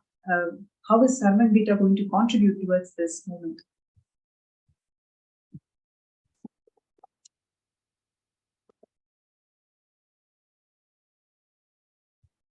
Achieve your goal in life, or do you want to even have the clarity, what is your goal in life and what you need to do to help others? To have that clarity, to have that understanding, it is so vital to be part of this movement, to be part of the Sarvagnya Pitam. Sarvagnya Pitam means it's something that's all encompassing, and it symbolizes the seat of learning. It symbolizes the seat of enlightenment. And to bring that to every person, every human being is what, Swamiji and Kailasa are doing. It has become, or rather, it is an integral component of our lives to be part of such an amazing mission. And to what it brings to people, the science of enlightenment, the science of happiness, the science of liberation, that ultimately becomes your goal. And that journey you go through, there is no second to it. And this happens only when, as step by step, you understand, you internalize what the truths are, how you are experiencing them, and how you understand the role of an avatar, how you understand the role of Sanatana Hindu Dharma, the spiritual ecosystem, what it does for you and yours and everybody else. That is too priceless. It goes beyond, we go through a life of attachments, desires, wanting this, wanting that, struggling through it. There are so many struggles that we go through because with the misconceptions, or you're working through something, but you don't have the basic clarity and the cognition that helps you understand how to manifest. The spiritual ecosystem that is being, established by Kailasa, by Swamiji through Kailasa is that which is nurturing, and it is guaranteed to help you manifest your ultimate. If there is any other way to say it, I don't know how to put it, but it is simply the one priority that we can have in life, which covers every priority of our life. Whatever you wish to manifest, you will actually experience it coming true. You will actually experience it happening in the most powerful way. And I would say that's, Kailasa is the solution, that Swamiji has given to this entire world for the ultimate life to lead, the ultimate lifestyle to experience and be a part of. So that's what I would say. Yes. Yeah. And Kumbh Mela is one of the largest congregation, largest festival in the world. And how Swamiji is able to bring this festival to its original authenticity, like many different elements, so many different components of Hinduism Swamiji has revived in last 30 years. And there is many more things to revive is on the plate. When Kailasa is going to be open for the whole of the humanity, it's going to be a huge positive explosion that we are all going to experience. Now is the moment where everybody can decide to be part of it. Even if you have made an intention before, today you can redo an intention, redeclare an intention, saying, yes, now I really want to be part of it and I need Swamiji's blessings. So I request everybody to sign up in sksjp.org/contribute and show your intention. Take the step today and show your intention, how you would like to be part of Sarvanya Pita. And when Swamiji is making the whole Kailasa happen, and then this year, the whole Kailasa is going to be open for the whole of the humanity, we are all going to get back to the celebrations, more programs, more and more excitement with Swamiji. So to make this happen, we want all of you to be part of this moment. So also would like to hear from Markandeya and Shivapriya. How are you seeing this as a very important step that each and every person has to take individually in their lives to be part of Kailasa and to be part of Sarvanya Pita? See, actually, when Muktika was sharing, for me, it's very simple. I'm going to exist regardless, because of course I've taken birth. Each one of us have taken birth, so we're going to exist. Now, just because we've been talking about Kumbh Mela, I can share with you that for me, it was being part of actual ecosystem that Swamiji is reviving. So it was a live experience of that ecosystem, because we had the temple, we had power manifestation, we had initiations from Swamiji, we had Guru himself living with the Guru. So we were all living.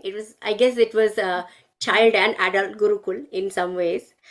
So we were learning, we're having powerful cognitions, sessions with Swamiji, satsangs, and then there's food, organic, sattvic food provided. So the whole ecosystem Swamiji made available. Now, existing in that ecosystem, learning the powerful cognitions, and then like having flood and storm happen, which is natural things that happen, and they easily would have put any one of us into powerlessness.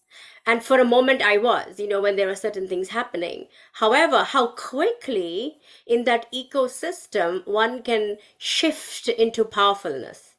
So that was, it's a live experience. And then you have the ecosystem Kailasa, which one can hear about the powerful cognitions, one can attempt to implement it, but often doesn't support implementation of the way. So if I had to say it in a very simple way, I would say that we are going to exist regardless, because we've taken birth. Now it's up to us to choose for ourselves consciously a ecosystem that is going to build us powerfully inside out, not just in society where we get to show that we are powerful and inside experience powerlessness and not have the support network which can bring us out of that space quickly when we ever get into that space. But a really, like I was sharing with my Shivapriya, we had the storm coming. Swamiji goes out there, moves the storm. Everything that needs to be fixed is fixed within a couple of hours. We're sipping a cup of tea and talking about the weather, it's like, shifting from utter powerlessness where you feel like you're just about to face death, and the next thing, everything is completed very quickly. in outside world, that it wouldn't happen that quickly. There'll be years and maybe months and weeks and whatever amount of time in powerlessness and all that kind of stuff. So in a nutshell, this ecosystem, it's a must, because it experientially gives us the opportunity to live in powerfulness no matter what. I'm not praying. Swamiji's taught me not to pray problems taken away, but to have the courage to face whatever comes. So in a nutshell, I would say this is the difference, between living in an ecosystem that's going to build you powerfully versus living in an ecosystem that is going to exploit your powerlessness and keep you there. Not only If I might add, sorry, Mashupe, before you start, I just wanted to add one thing that really struck a chord with what Mahatma was saying. See, we grow up in our normal, in the world, with driven by fear, right? If you don't do this, then you will not have this. If this doesn't happen, then you're going to face the consequence of it. So you're always doing something out of fear that you will not have, that nothing is enough, or life is not going to be the best you can probably have. But what in Kumbh Mela is, whatever the eventuality, whatever the like the storm that happened, the hurricane that happened, I mean, it was we could see like a natural disaster going around, but to be able to go through that and focus on what needs to be manifested, protecting people, supporting everybody, ensuring the lives of the support systems are functioning. The focus is so much on the happening. The focus is so much on what needs to be, continued, that you actually melt away any form of fear or this stress or anxiety, saying, oh my God, how are we going to handle it? It gives you a very different perspective of living your daily life. It tells you that you can focus your energies to making the best out of everything. And that is what the spiritually, high ecosystem is. It's that level of nurturing. And this is what Swamiji is bringing to all of us. It is an essential component, just like breathing, for all of us. That's what I would say. Definitely, I will support completely whatever Muktika is saying. And the biggest change that I'm seeing, supporting this ecosystem and you experiencing this ecosystem is the most important thing. Now, I will give to you an outside world experience. Is I first work the way I want to work. I am not consistently, I am more on projects. Like if I was doing this project of Annadanam, I was working in the kitchen. Once I come back, I may not go back to the kitchen for a long extent, that even my house kitchen, I don't manage at times. But when I'm in the office, what I see is, if I'm executing something, suppose we are executing a new ERP system in the office. Now, when I'm managing to see that the 200 people, I'm first seeing the human resistance for a change that is happening, which I can see today. This is because of Swamiji, that you are able to see what people are going through. Now, how do you break it? There is no namaskar without chamatkar. So literally with third eye, when you catch them doing the wrong things and trying to break through the system, they feel, this lady who does not sit every day in the office and who does not know what is civil engineering, how will she execute the system? That is the time when you show them that these are the qualities which are with me because of this person, because of Swamiji. And I'm telling you, this is the point where you will see the inner awakening, the awakening literally living through you. Where you can enter any department and you can just barge through things only not because you are having the knowledge, but because you are equipped with third eye awakening. When you are an SJP, your commitment level changes to support this ecosystem. When you are an SJP, your whole view, why you want this ecosystem to expand changes. And you will be able to exhibit it to the extent where people literally feel, wow, what is this happening? To the extent where you can show them that this mistake that you have done is not a sin or it's not a crime, but the mistake done and to find the mistake and to correct this is most important. Especially when you are not from their department, and if you can show these flaws and you can show, and I very clearly say this is happening because the person who runs this company has very clearly said that don't think you are working for the Tulis or the owners of this company. This is my company. This is the kind of care that he takes for us. This is the commitment that he has given to us. That is why it is so important to support this ecosystem. That is why it is so important that you be the SJP to experience a lifestyle which is completely different. This is, and it is to be experienced. It will not come in words. It will not come. It is an experience to be an SJP. It is not a sudden change that you will suddenly get a lot of money or suddenly you will experience a lot of luxury. These are part and parcel. This will come your way.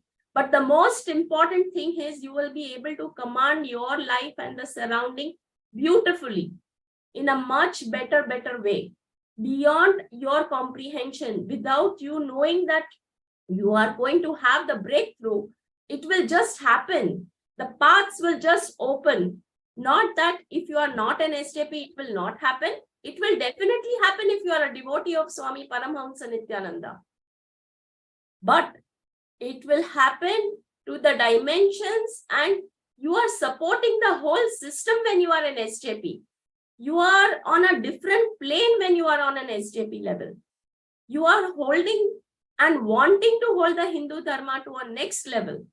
That is why you have to be the SJP, because the command in your language when you are speaking for Hinduism will be totally different when you are an SJP. You have stood up for Hinduism. That is why you have to stand up for SJP. This is my only request. Come, be a part of SJP and experience what it is to be an SJP. So with this, I will end here from my end. Yes, Ma Pranapriya, you can continue now. Yes, thank you so much for sharing that.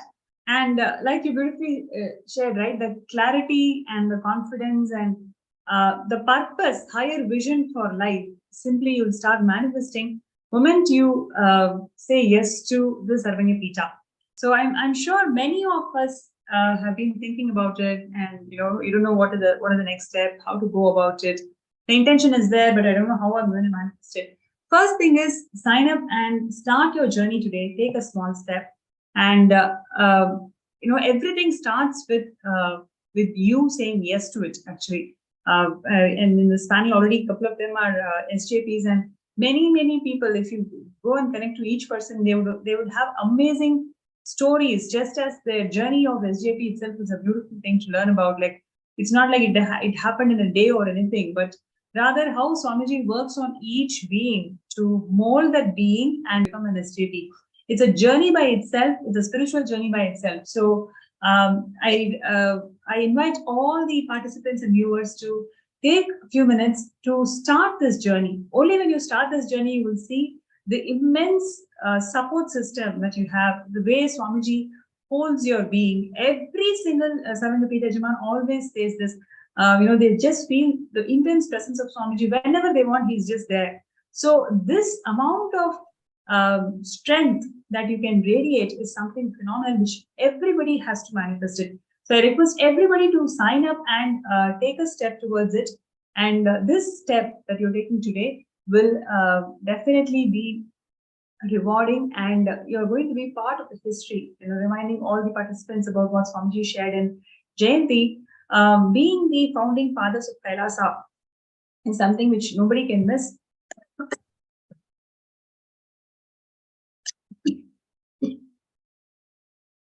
It will make you to realize the Janma Sabalya, meaning you will achieve the purpose of your life.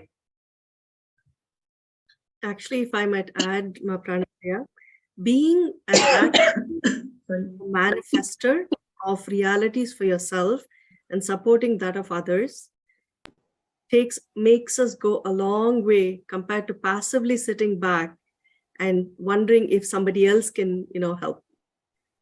If the cognition is there saying, I take it in my hands to help manifest, that actually, takes us forward, because that's the same attitude we apply to everything in life.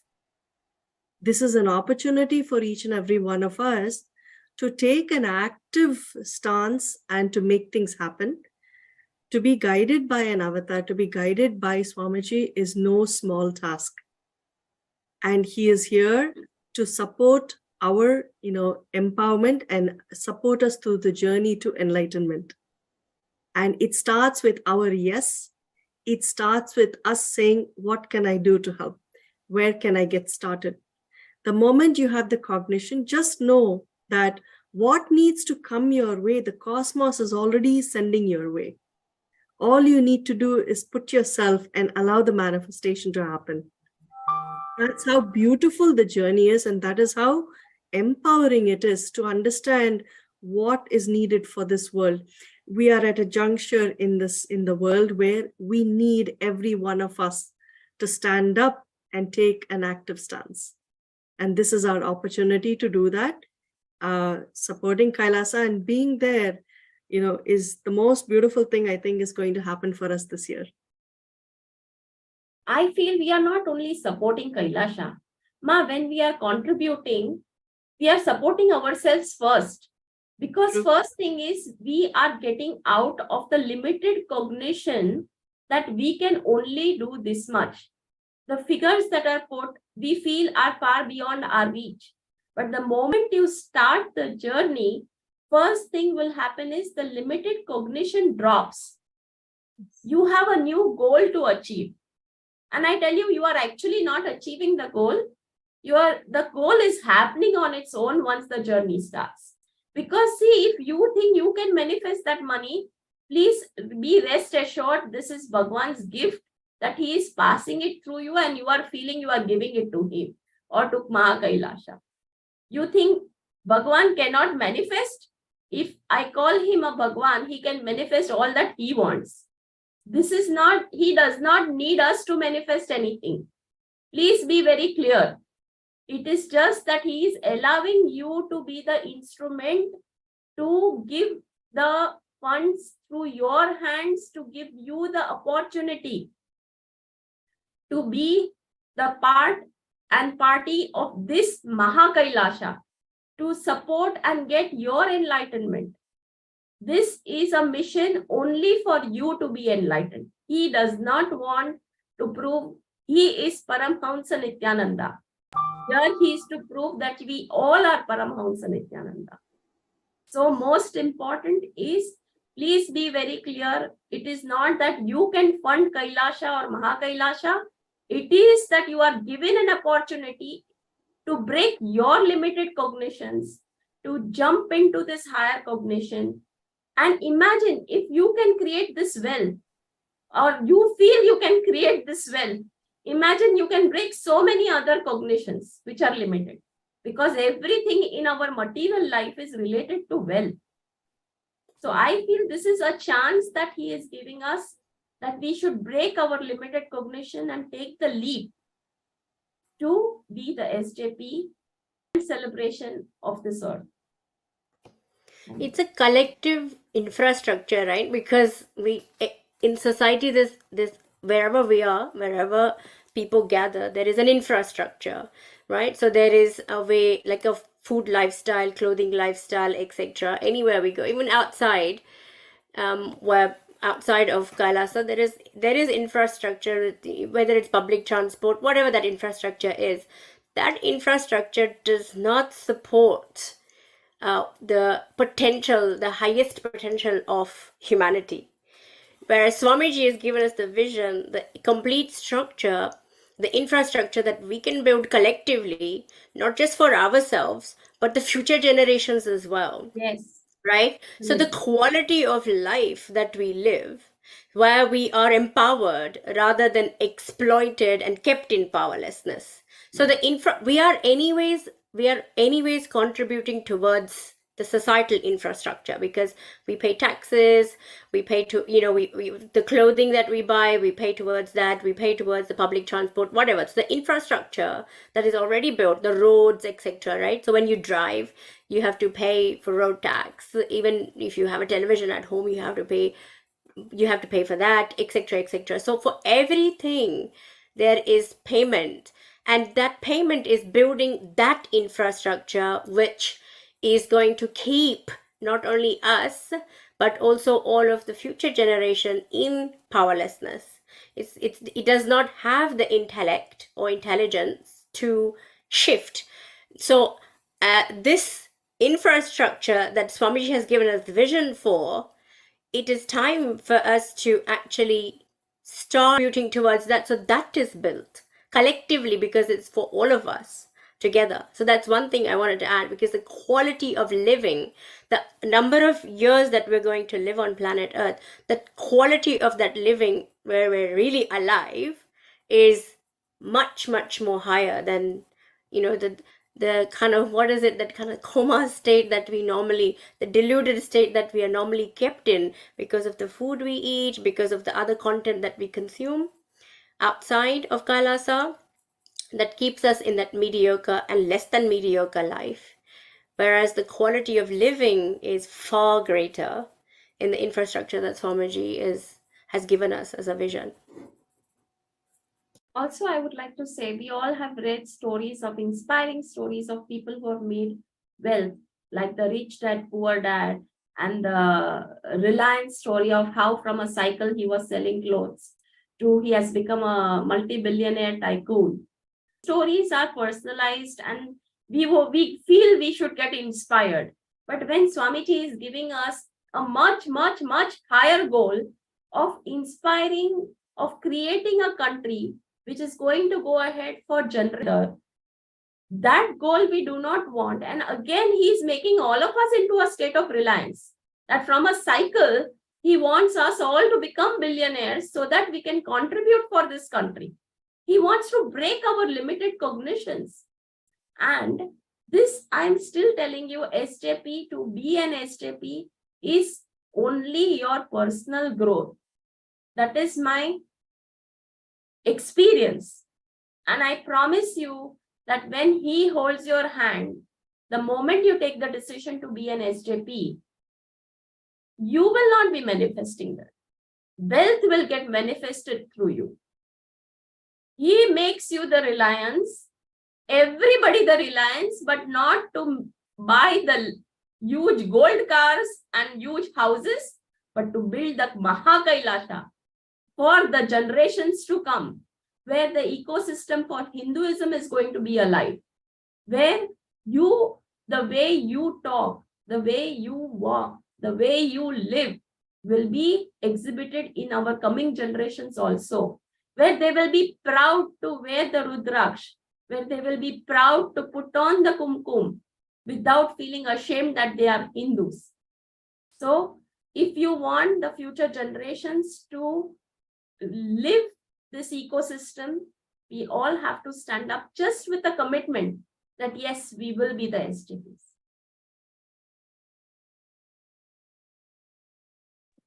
Yes, so that was so beautifully shared by all of you, and thank you so much for joining the segment today. It was, definitely brought back so many wonderful memories and all the moments of oneness in Swamiji. I personally really thoroughly enjoyed all your sharings, and thank you so much for being here today. And to all the viewers and participants, once again, I'd like to reiterate that this is a lifetime opportunity for all of us to be part of the mission when Paramashivam himself has descended, and he's creating this grand narrative for the Sanatana Hindu Dharma, and it is happening now. Right now, it's happening. It is the best and the planet Earth by being part of Sarvapita. So you can sign up yourself in skshjp.org/contribute. And next, we will be having the preparation into the Darshan of Supreme Pontiff of Hinduism, Swamiji, manifesting as Kalabhairava Murthy. So let us get ready and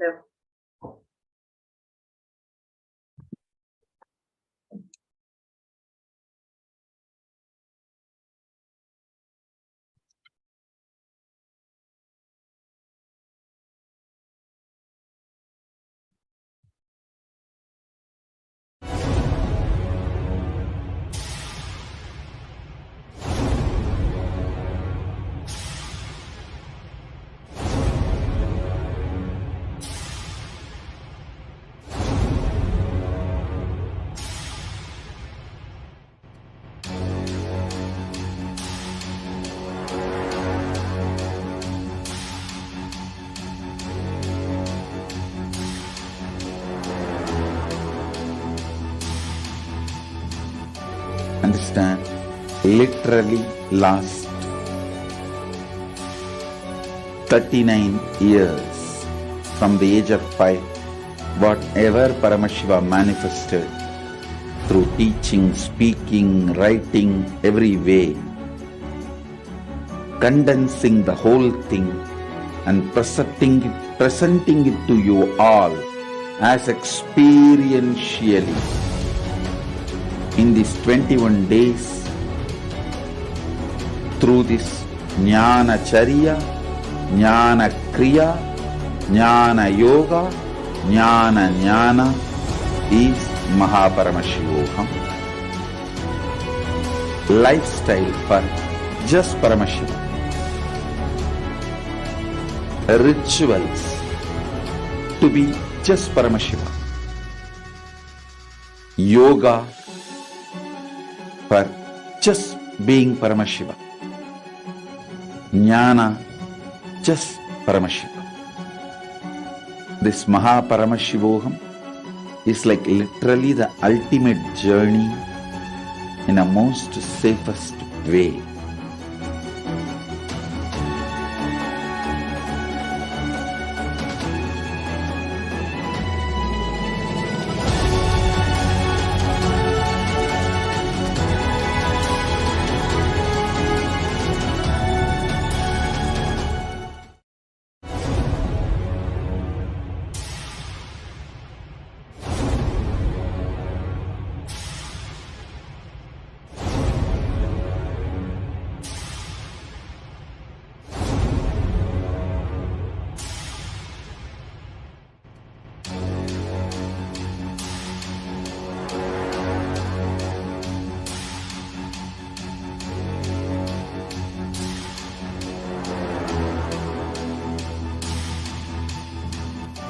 Understand, literally last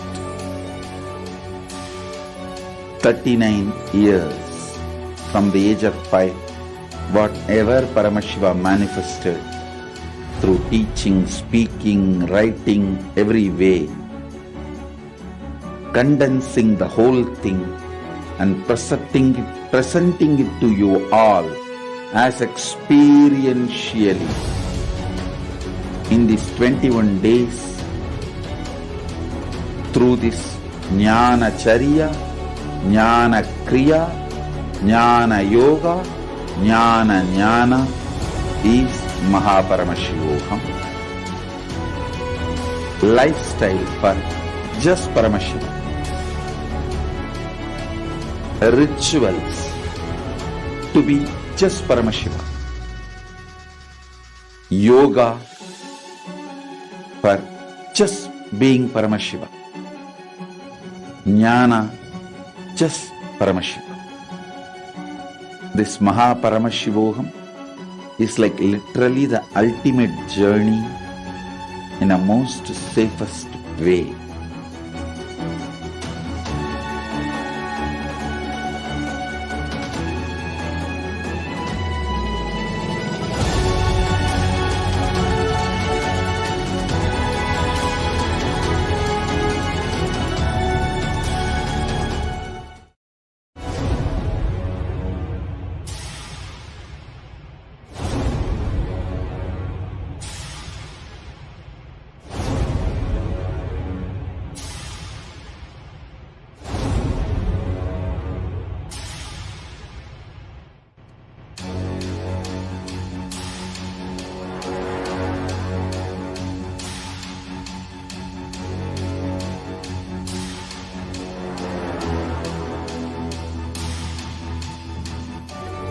Understand? Literally last 39 years from the age of 5, whatever Paramashiva manifested through teaching, speaking, writing, every way, condensing the whole thing and presenting it to you all as experientially in these 21 days through this Jnana Charya, Jnana Kriya, Jnana Yoga, Jnana Jnana is Mahaparamashivoham. Lifestyle for just Paramashiva. Rituals to be just Paramashiva. Yoga for just being Paramashiva. Jnana just Paramashiva. This Mahaparamashivoham is like literally the ultimate journey in a most safest way.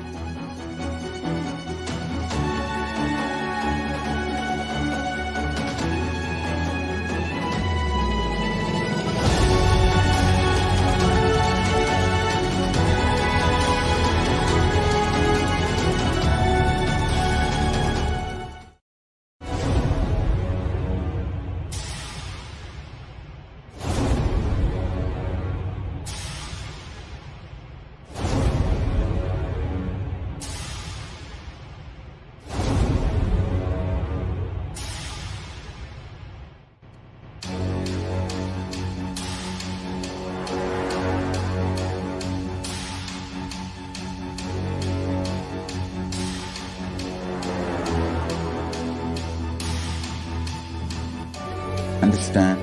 Literally last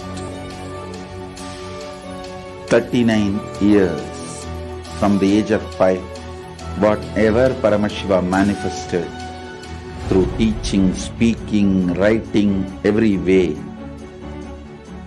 condensing the whole thing and presenting it to you all as experientially in these 21 days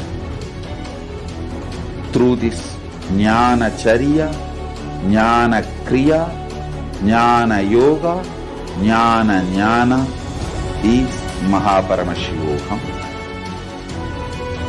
Lifestyle for just Paramashiva. Rituals to be just Paramashiva. Yoga for just being Paramashiva. Jnana just Paramashiva. This Mahaparamashivoham is like literally the ultimate journey in a most safest way.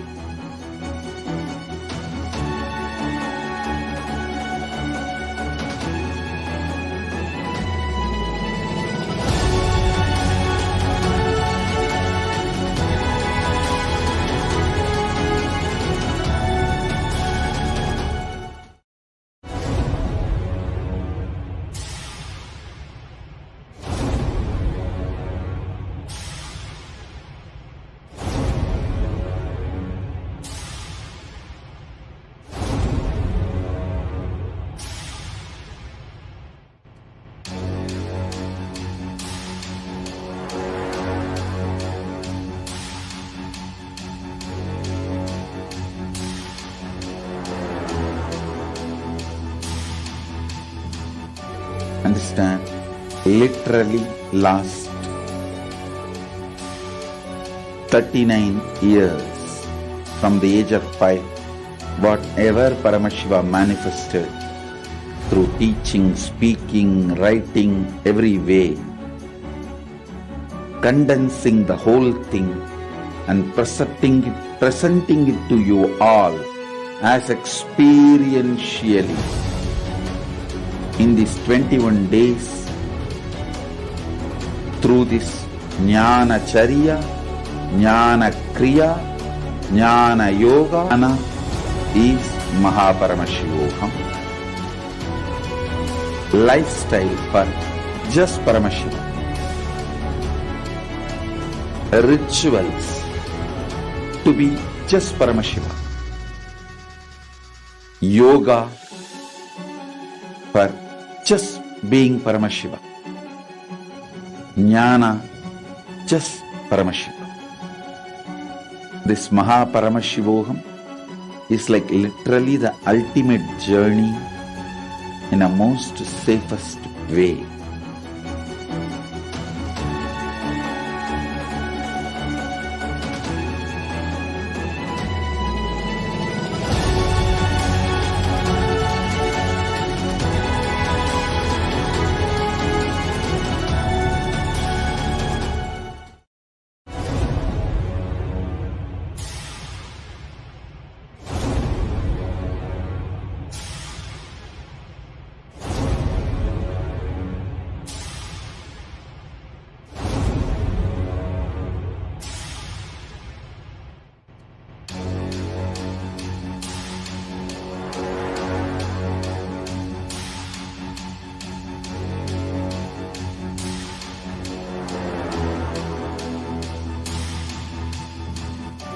Understand, literally last 39 years from the age of 5, whatever Paramashiva manifested through teaching, speaking, writing, every way, condensing the whole thing and presenting it to you all as experientially in these 21 days through this Jnana Charya, Jnana Kriya, Jnana Yoga, Jnana Jnana is Paramashivoham. Lifestyle for just Paramashivam. Rituals to be just Paramashivam. Yoga for just being Paramashiva. Jnana just Paramashiva. This Paramashivoham is like literally the ultimate journey in a most safest way.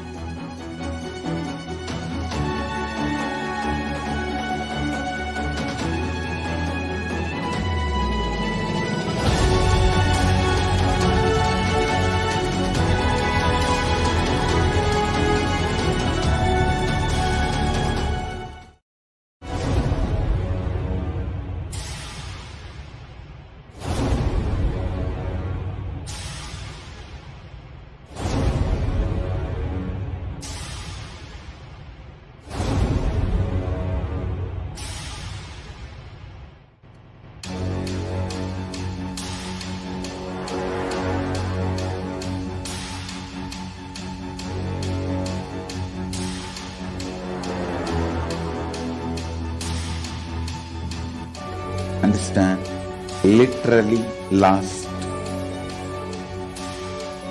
39 years from the age of 5, whatever Paramashiva manifested through teaching, speaking, writing, every way, condensing the whole thing and presenting it to you all as experientially in these 21 days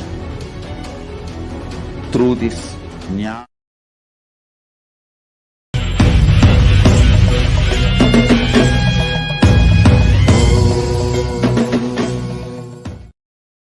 I have incorporated this Kailasa, nation without borders. Kailasa, nation without borders. In a way I can say whole universe is the Kailasa.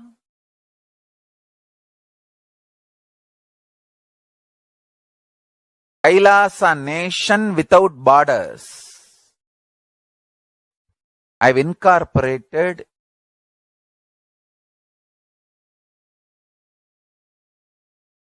in multiple countries Each Kailasa will function in their own countries as per that country's law, within that country's law.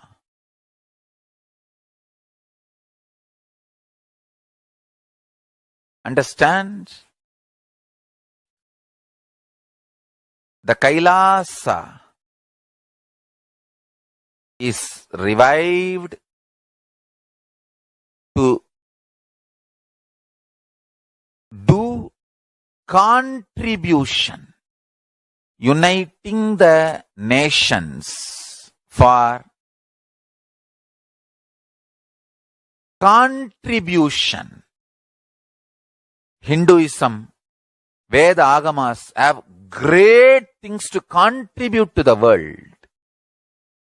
Like the great power manifestation science, the ancient culture and arts, the ancient lifestyle truths, the ancient medical practices and medicinal knowledge, the ancient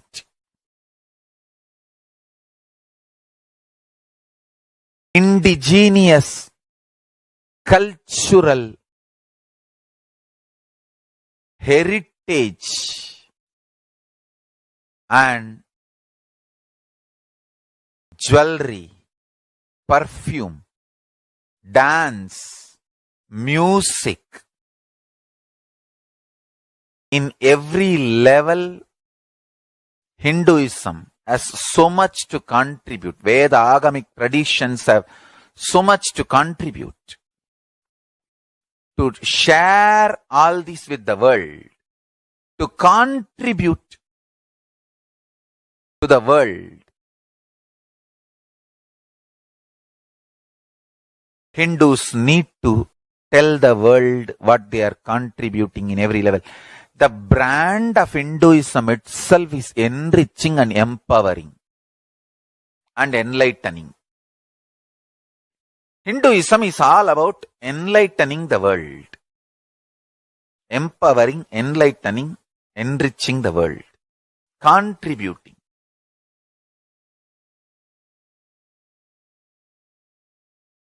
That is our spiritual life.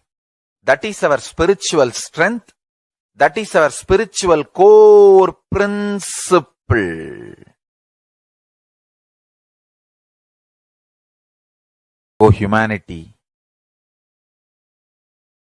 I request you with folded hands, some one corner of the world, if you just give me few hundred acres, I will keep this whole science alive. Leave it for the whole humanity freely. Fortunately, Paramashiva has given me the power to decode all this Hindu medicinal system, Hindu judiciary system, Hindu social law and order system, Hindu power manifestation system, Hindu mental sciences system, Hindu yogic sciences, the sciences of Hindu biology, Hindu physics, Hindu psychology, Hindu physiology, Hindu chemistry, all this Paramashiva has given me the power to decode. Whatever the remaining scriptures are available with the humanity, Paramashiva has blessed me, and I have collected, not only I have collected and organized, I can decode. This whole science can be kept alive in any one corner of the world. Just few hundred acres are given for me to live peacefully and exist peacefully. I can store things alive and contribute it to humanity. Humanity can become better and better and better. I can make the planet Earth so much better place to live. I am here to contribute, and I will continue to contribute.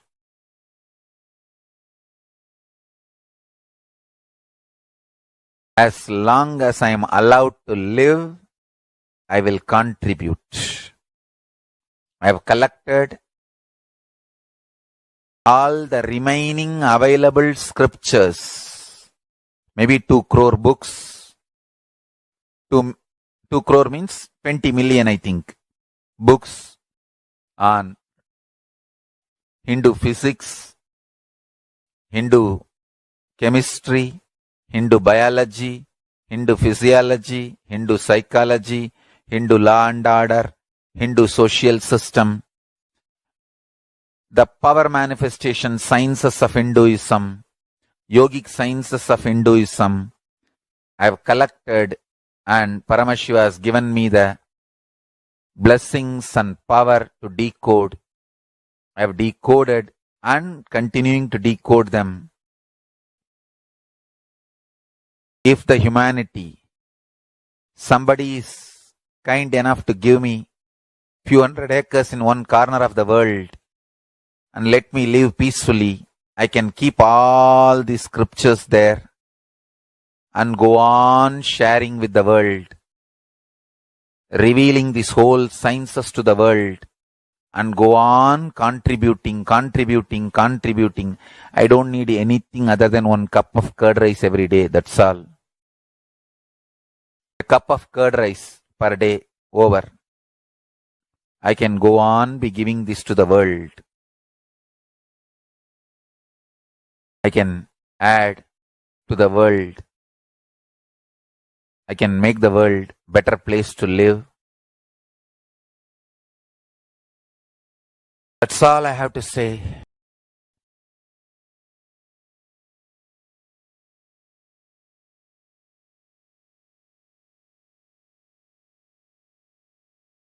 Thousands of medicines are described detail in ancient Siddha and Ayurvedic scriptures. Paramashiva has given me the power to decode them, read them, and properly translate and map them to the modern day human language. And I am ready to work 20 hours a day. I just need few hundred acres where I can sit peacefully and keep this library, run a Gurukul where thousands of people can learn this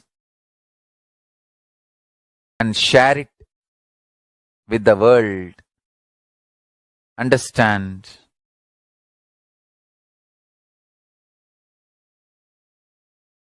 I am only interested in contributing.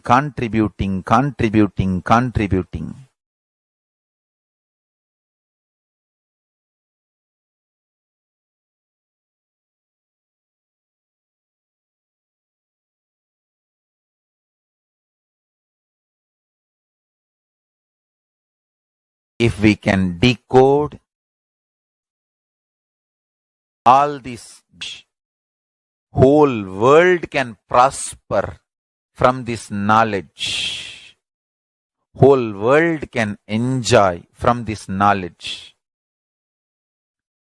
If I prosper, I will only create a university. I will not create anything else.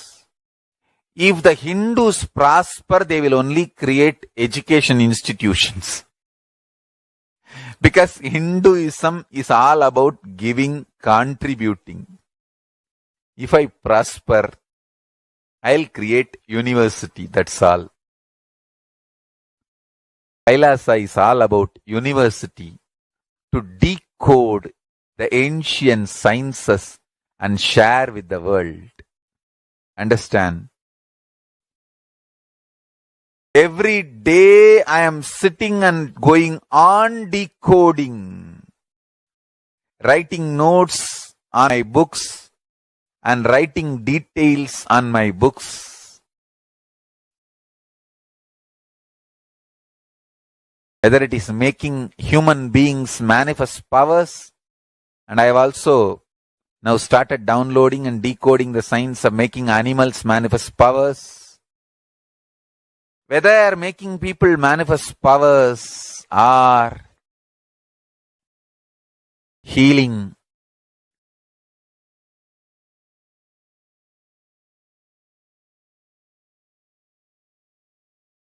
in every level.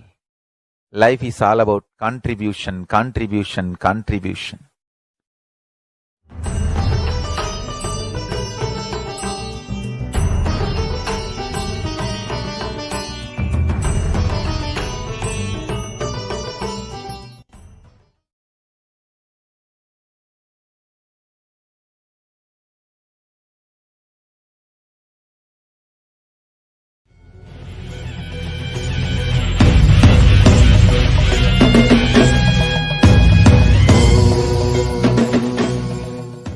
Today is March 2nd. Worst assassination attempts I faced on this very day. Literally, March 2nd and 3rd, 4th, 5th, this 1 week, at least 10 times they tried on different years. Very aggressively. There were small attacks, but some of the very aggressive, very planned attacks, locking me inside my room, ashram, tapovan, kutia, and putting the petrol bomb and burning. That kind of a sure shot methods they tried. By the grace of Paramashiva, protection of Mahabhairava, I am still alive. I am saved by the grace of Paramashiva and protection of Mahabhairava, Mahakala Bhairava. Still, I am continued to be protected by the grace of Paramashiva and protection of Mahakala Bhairava. You can see the photos and videos. It is not created even by us. It was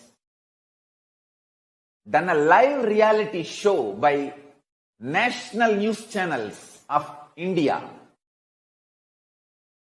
They were pride about burning me live. They were not interested in legally dealing with me. First of all, I have not done anything wrong, anything illegal or immoral or antisocial. I have not done anything wrong in any level. They just want to eliminate me because I am working for the revival of power manifestation science and Hinduism. Spiritual enlightenment science stored in Hinduism. I never worked against any other religion. I never spoke against any religion. I just started working to revive Hinduism. That's all. I have faced so much aggression, terrorist attacks on me, assassination attempts, lawfare,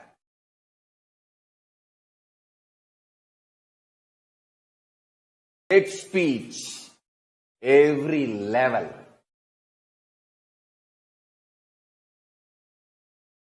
Today I am here by the grace of Paramashiva, with the protection of Mahakala Bhairava, to declare the victory of Parashakti, victory of Paramashiva, victory of Mahakala Bhairava. By the grace of Paramashiva, with the protection of Mahakala Bhairava, we won in this whole war imposed on us.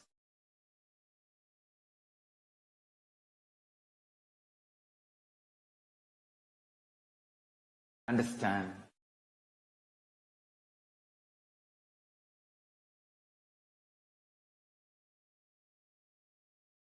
I am not become violent because violence was forced on me. I have not decided to lose my goodness because of the bad people entering into my life. No.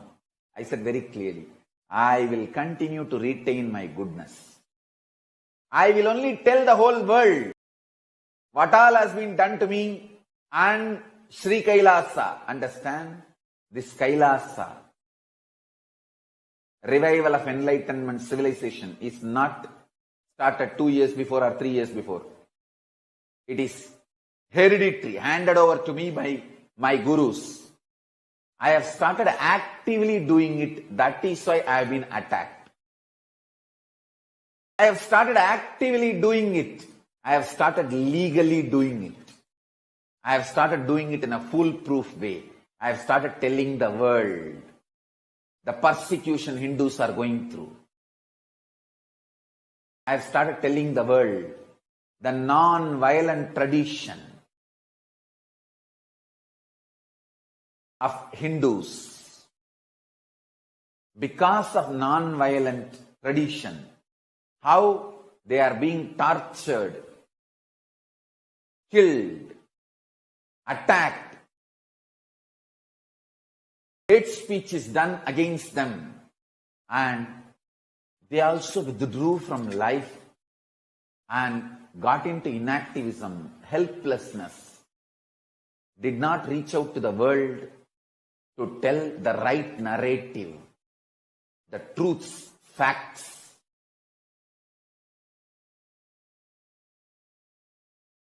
Even now, Hindus are being portrayed all over the world as terrorists, even after being attacked. They are attacked, but they are projected as terrorists.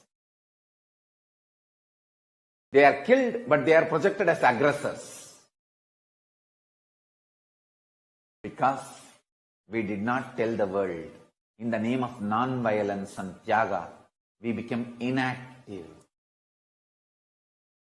Ahimsa, non-violence, should be practiced actively. Should be told to the world with the right narrative. How, even after being abused, attacked, hate speech, destroyed, killed, assassination attempts, still we continue to maintain non-violence and ahimsa because we believe in it. We live it. We be and live and believe. We are being, living and believing. Non-violence and ahimsa. We just missed actively enriching the world, reaching out to the world. Sri Kailasa is formed for this purpose of telling the great ideals, non-violence, ahimsa, tyaga, all the great human values lived, practiced, be, lived, believed, be, lived, believed by Hindus actively to the whole world. Hindus need only one thing: actively enriching. You should have worked on all the mass communication infrastructures and reached out to the world through entertainment industry, through the mass communication methodologies, to mass media methods, and to the United Nations, and to every human rights organization, and to the whole world, how non-violent we are, and why we believe in ahimsa, non-violence, all these great principles. Actively enriching, organized way enriching should have been done, which Hindus missed. Sri Kailasa is created, revived for that purpose. Sri Kailasa is age-old nation, age-old enlightened civilization. I am only reviving it. I am not creating it. I am reviving it.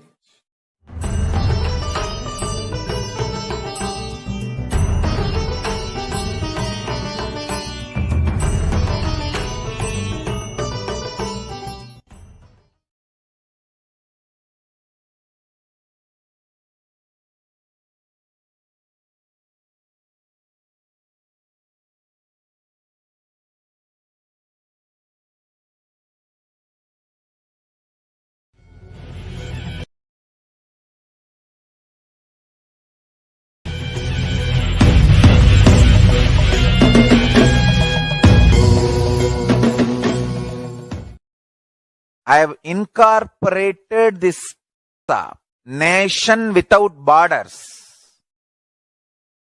Kailasa, nation without borders. In a way, I can say whole universe is the Kailasa.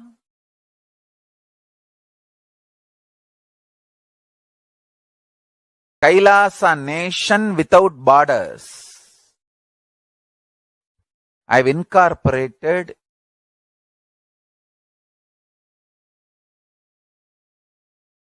in multiple countries.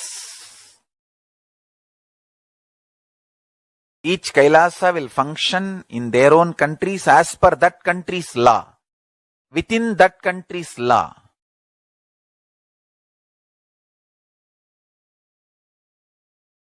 Understand? The Kailasa is revived to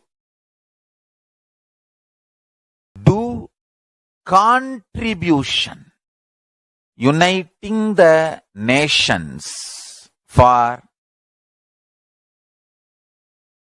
contribution. Hinduism, Veda Agamas have great things to contribute to the world. Like the great power manifestation science, the ancient culture and arts, the ancient lifestyle truths, the ancient medical practices and medicinal knowledge, the ancient indigenous cultural heritage and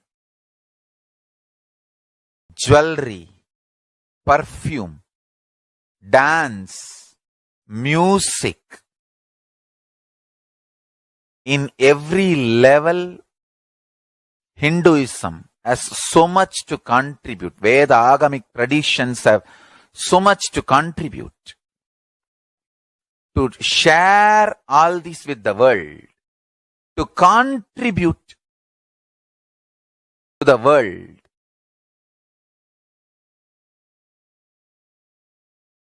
Hindus need to tell the world what they are contributing in every level. The brand of Hinduism itself is enriching and empowering and enlightening. Hinduism is all about enlightening the world. Empowering, enlightening, enriching the world. Contributing.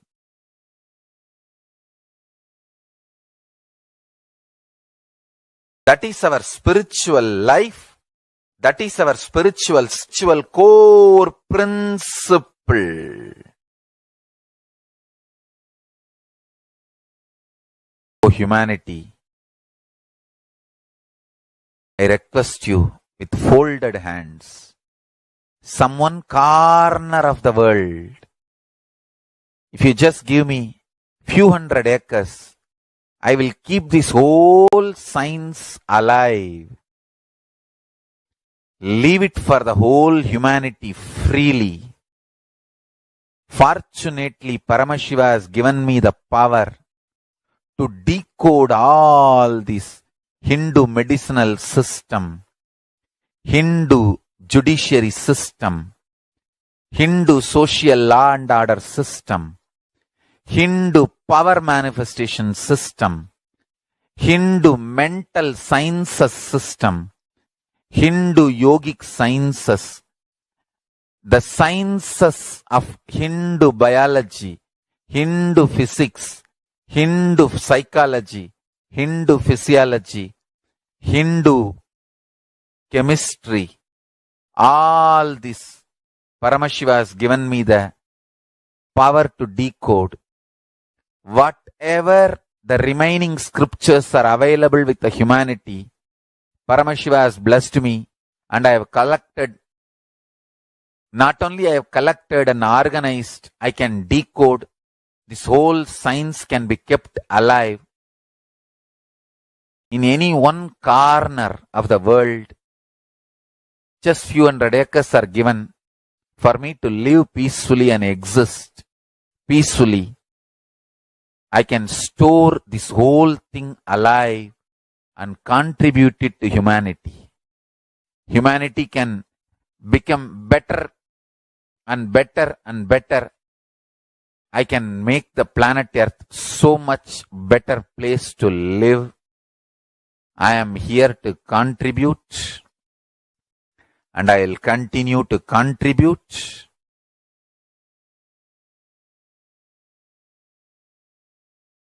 As long as I am allowed to live, I will contribute. I have collected all the remaining available scriptures, maybe 2 crore books.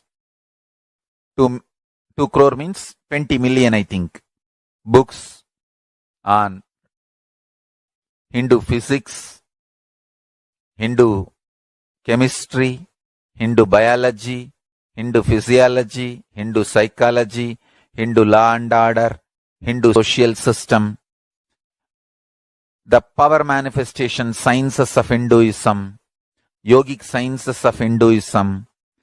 I have collected, and Paramashiva has given me the blessings and power to decode. I have decoded and continuing to decode them.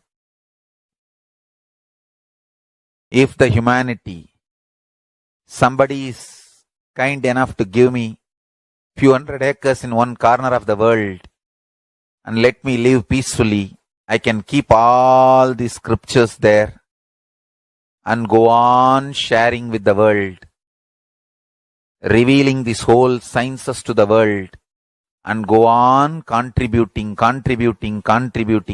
I don't need anything other than 1 cup of curd rice every day. That's all. A cup of curd rice per day, over.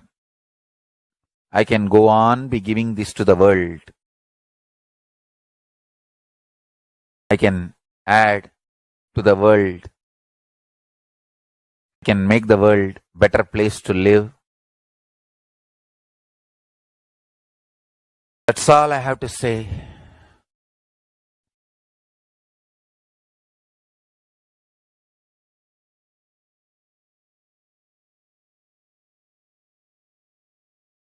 Thousands of medicines are described detail in ancient Siddha and Ayurvedic scriptures. Paramashiva has given me the power to decode them, read them, and properly translate and map them to the modern day human language. And I am ready to work 20 hours a day. I just need few hundred acres where I can sit peacefully and keep this library, run a Gurukul where thousands of people can learn this and share it with the world, understand.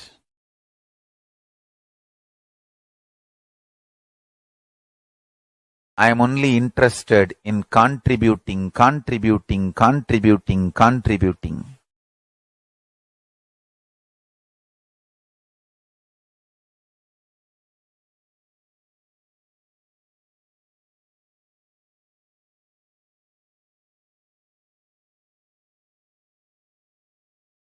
if we can decode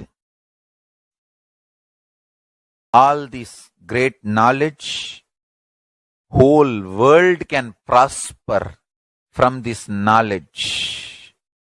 Whole world can enjoy from this knowledge. If I prosper, I will only create a university. I will not create anything else.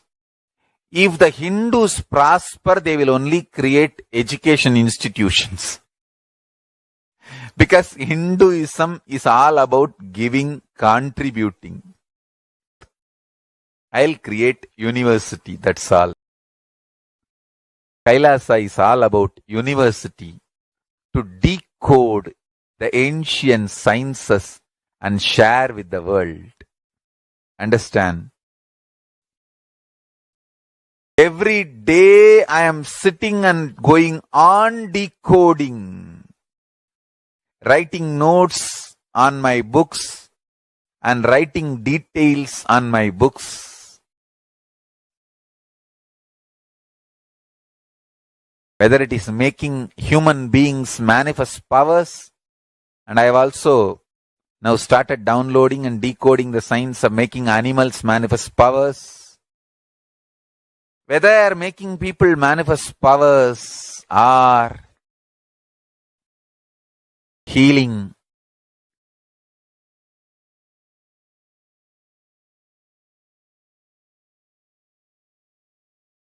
in every level, life is all about contribution, contribution, contribution.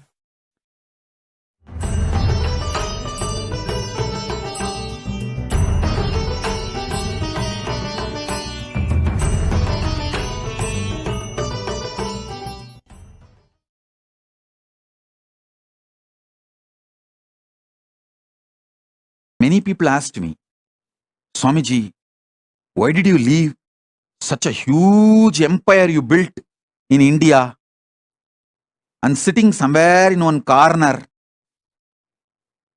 for so many years? Be very clear. It's already 3 years. I left India. More than 3 years. This 3 years is worth because I have done the foundation, legal.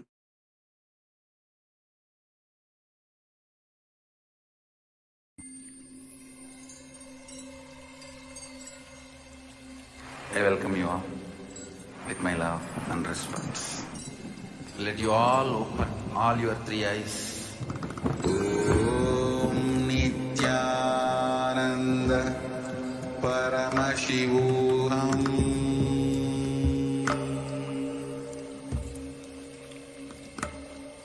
Om Nithyananda Paramashivam.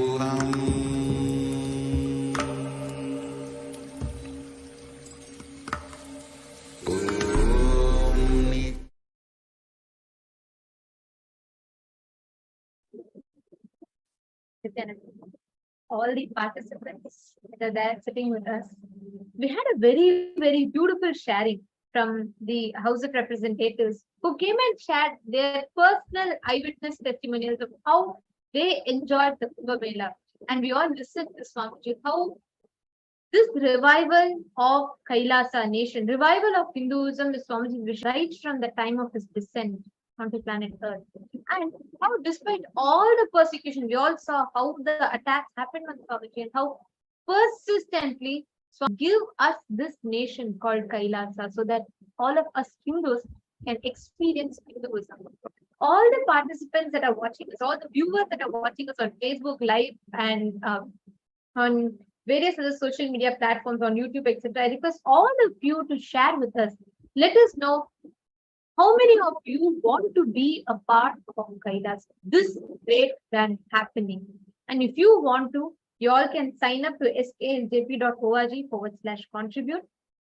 And now it is time for all of us to enter into the Bhava Samadhi Darshan of Bhagavan Mahakal Bhairava and Bhava Samadhi Darshan. This is the darshan that they understand pure consciousness manifests the being and physically through the Nijavatara. This science is called as Bhava Samadhi Darshan.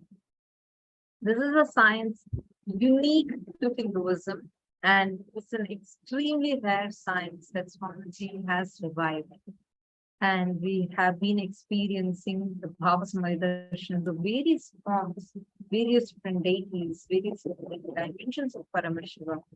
We have been experiencing these Bhava Samadhi Darshans through Swamiji.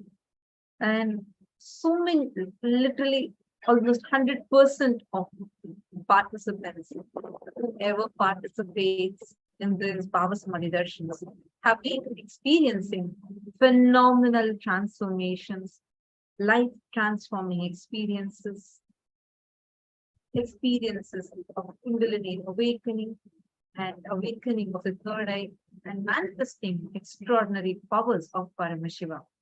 And today we are going to be experiencing one such extraordinary, powerful Bhavasamadhi darshan of Bhagavan Mahakala Bhairava. And now we will be chanting the Dhyana Shloka of Bhagavan Mahakala Bhairava as we are all getting ready for the Bhavasamadhi darshan. So, as all of us are going to be receiving this Bhava Samadhi Darshan, when you sit there with the Sankalpa in whatever is your intention to manifest, just by sitting in the presence of the avatar, through the science of Shaktini Pada, the quantum entanglement which happens, where the exact activities, the neural activity that happens in the avatar's brain reflects in us, mirrors into us. A very, very powerful process which simply and remove, it literally rewire your inner software to be able to receive the highest conscious existence in life. So now we will be chanting the Dhyana Shloka of Bhagavan Kala Bhairava.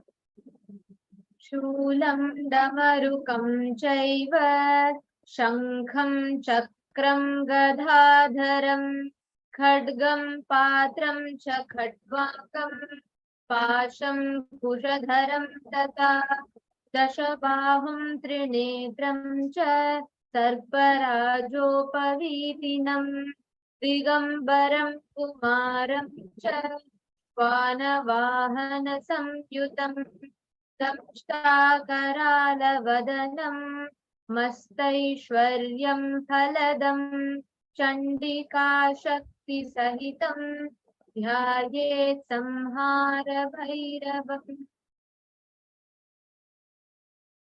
Now, in this same space, let us get into the space of meditation.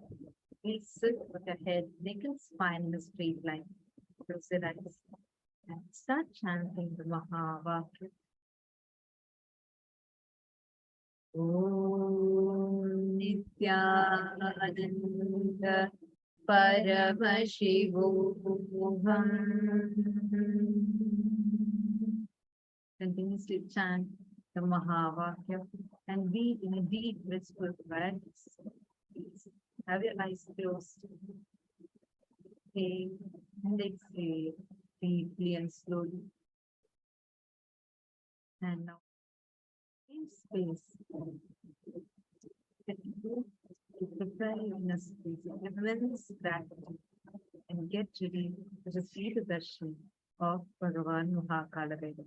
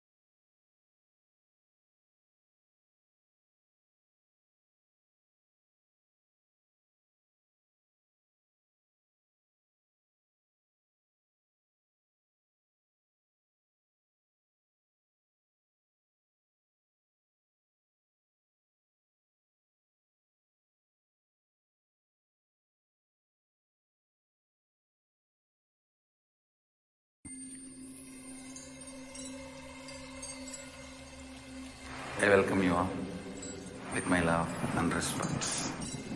Let you all open all your three eyes. Om Nithyananda Paramashivam.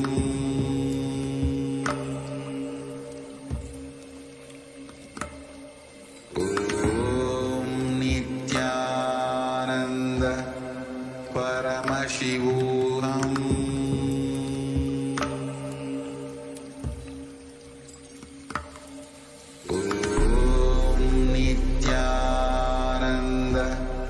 Paramashivam.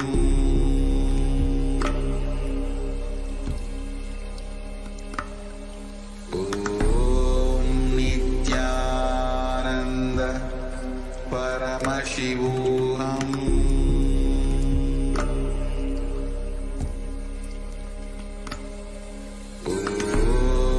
Nithyananda Paramashivam. Om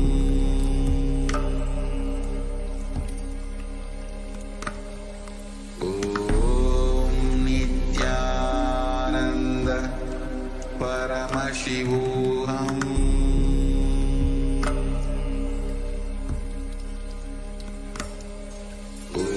Om Nithyananda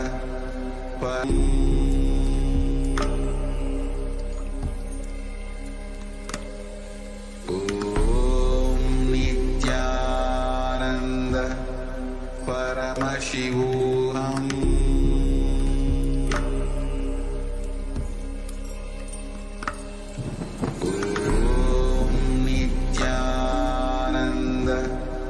Paramashivam.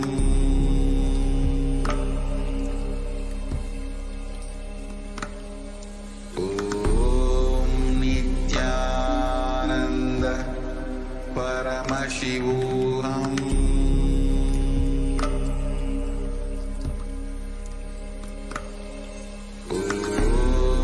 Nithyananda Paramashivam.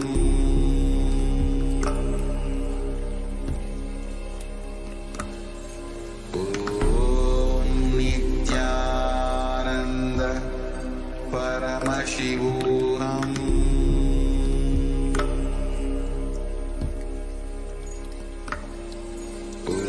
Om Nithyananda Paramashivam.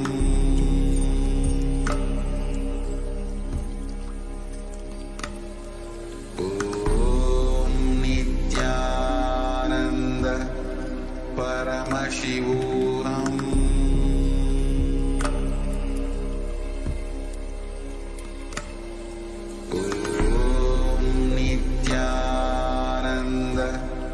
Paramashivam.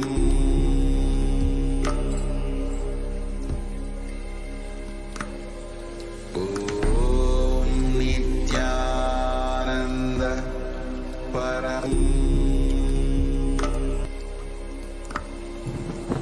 Om Nithyananda Paramashivam.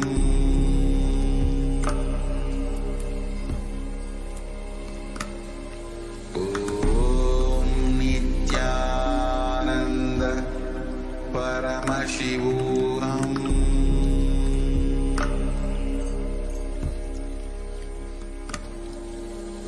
Om Nithyananda Paramashivam.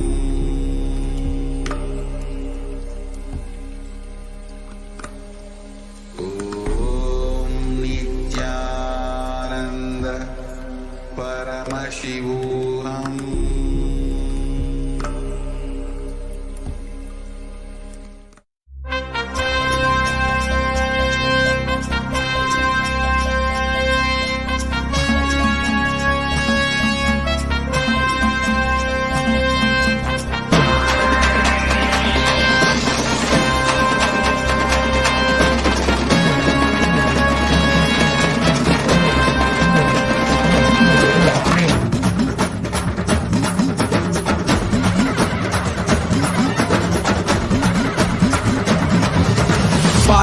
கருப்பழக அவ எங்க பேரழக சந்தன பொட்டுக்கார சவ்வாது வாசக்கார வராண்டா கருப்பழக அவ எங்க பேரழக பாக்கத்தான் கோபக்கார உண்மையில பாசக்காரன் காலத்தின் கடவுளடா கருணையில் கடலடா கும்பிட மருகணமே தரிசனம் கொடுப்பாண்டா கூப்பிட குரலுக்கு ஓடி வந்து நிற்பாண்டா காவல் கேட்டா காசூலம் தாங்கி காப்பாண்டா வராண்டா கருப்பழக வராண்டா கருப்பழக அவ எங்க பேரழக சந்தன பொட்டுக்கார சப்பாது வாசக்கார வராண்டா கருப்பழக அவ எங்க பேரழக பாக்கத்தான் கோபக்கார உண்மையில பாசக்காரன்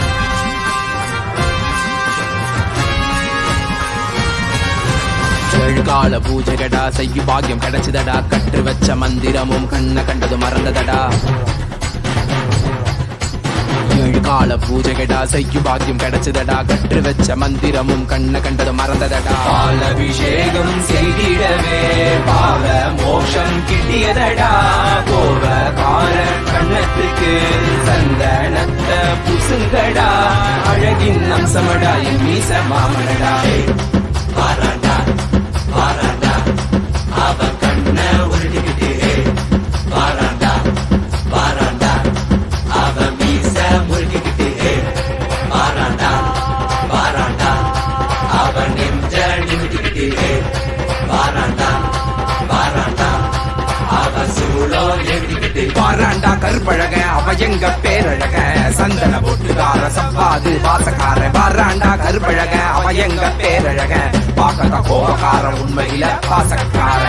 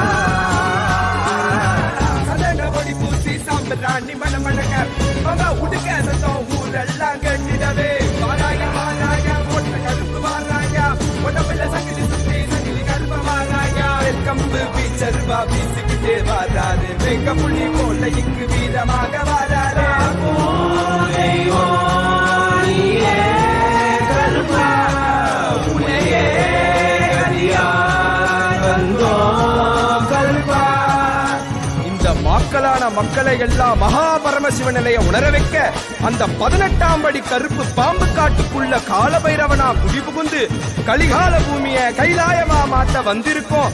அம்மையப்பன் நித்யானந்தன் பூரணம் கொண்டு வந்த அழக பாடிடதான் வேண்டுமோ? நித்யானந்தா நித்யானந்தா நித்யானந்தா நித்யானந்தா நித்யானந்தா நித்யானந்தா நித்யானந்தா நித்யானந்தா சட்டக்கே விரிச்சு விட்டு போனமா முனாகட்டும். சட்டக்கே விரிச்சு விட்டு போனமா முனாகட்டும். ஓடாரி முறுக்கு மீச கருப்பா எங்க கருப்பா எனக்கே உனக்காக தந்தேனையா கருப்பா எனக்கே உனக்காக தந்தேனையா கருப்பா. கண்டவாள போட்டுக்கிட்டு சங்கிலி மணி மாலை சுத்தி கண்ட மாலை போட்டுக்கிட்டு சங்கிலி மணி மாலை சுத்தி வெள்ளி சூளம் கையில கருப்பா பெரிய வெள்ளி சூளம் கையில கருப்பா எங்க கருப்பா அழகு கருப்பா போட்ட கருப்பா சங்கிலி கருப்பா விரைவில் வருவாய் எந்த கருப்பா எந்த கருப்பா வருவாய் குருவாய் அருள்வாய் வருவாய் குருவாய் அருள்வாய் கருப்பா நீ வருவாய் குருவாய் அருள்வாய் கருப்பா. பசமுடன் ஓடி வந்து நேசமகாருடன் தந்து தாய் போல பாச காட்டும் கருப்பா மச்ச குழந்தை போல பாசத்தை காட்டிடுவான். மெச்ச ஒரு அதிகில கருப்பா உன்னை மெச்ச ஒரு அதிகில கருப்பா பெரிய கருப்பா. வீச்சருவா வீசுகிட்டே வராரு வெங்க புண்ணி போல இங்கு வீரமாக வராரு. கருப்பா உன்னையே கதியார் வந்தோ கருப்பா. நித்யானந்தா நித்யானந்தா நித்யானந்தா நித்யானந்தா நித்யானந்தா நித்யானந்தா நித்யானந்தா நித்யானந்தா.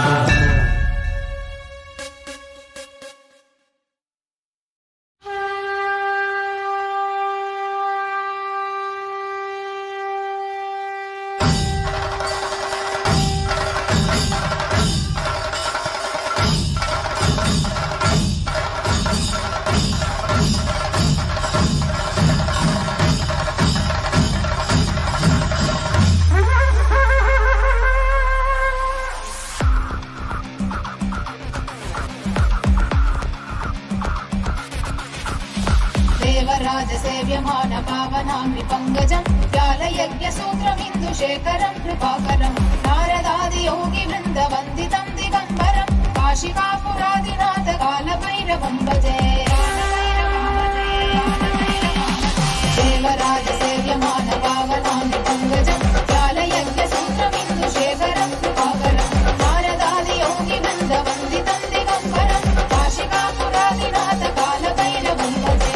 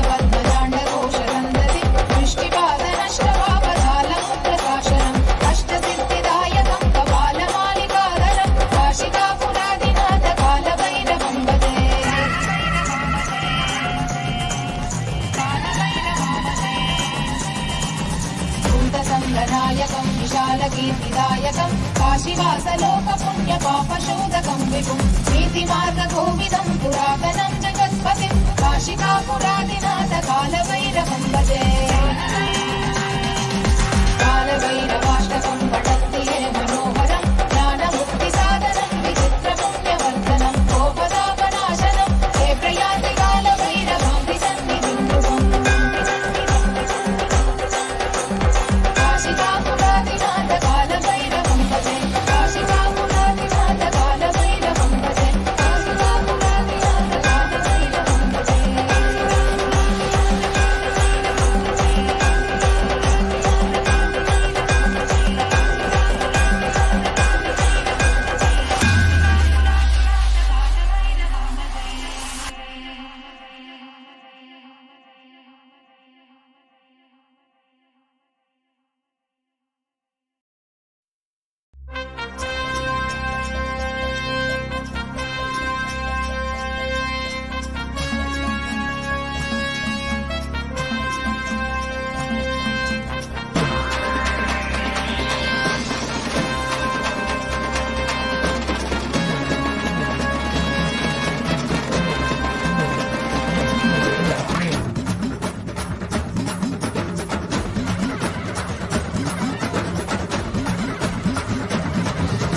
பாராண்டா கருப்பழக அவ எங்க பேரழக சந்தன பொட்டுக்கார சவ்வாது வாசக்கார பாராண்டா கருப்பழக அவ எங்க பேரழக பாக்கத்த கோபக்கார உண்மையில பாசக்காரன் காலவின் கடவுளடா கருணையில் கடலடா கும்பிட மருகணமே தரிசனம் கொடுப்பாண்டா கூப்பிட குரலுக்கு ஓடி வந்து நிற்பாண்டா காவல் கேட்டா காசூலம் தாங்கி காப்பாண்டா பாராண்டா கருப்பழக பாராண்டா கருப்பழக அவ எங்க பேரழக சந்தன பொட்டுக்கார சவ்வாது வாசக்கார பாராண்டா கருப்பழக அவ எங்க பேரழக பாக்கத்த கோவக்கார உண்மையில பாசக்காரன்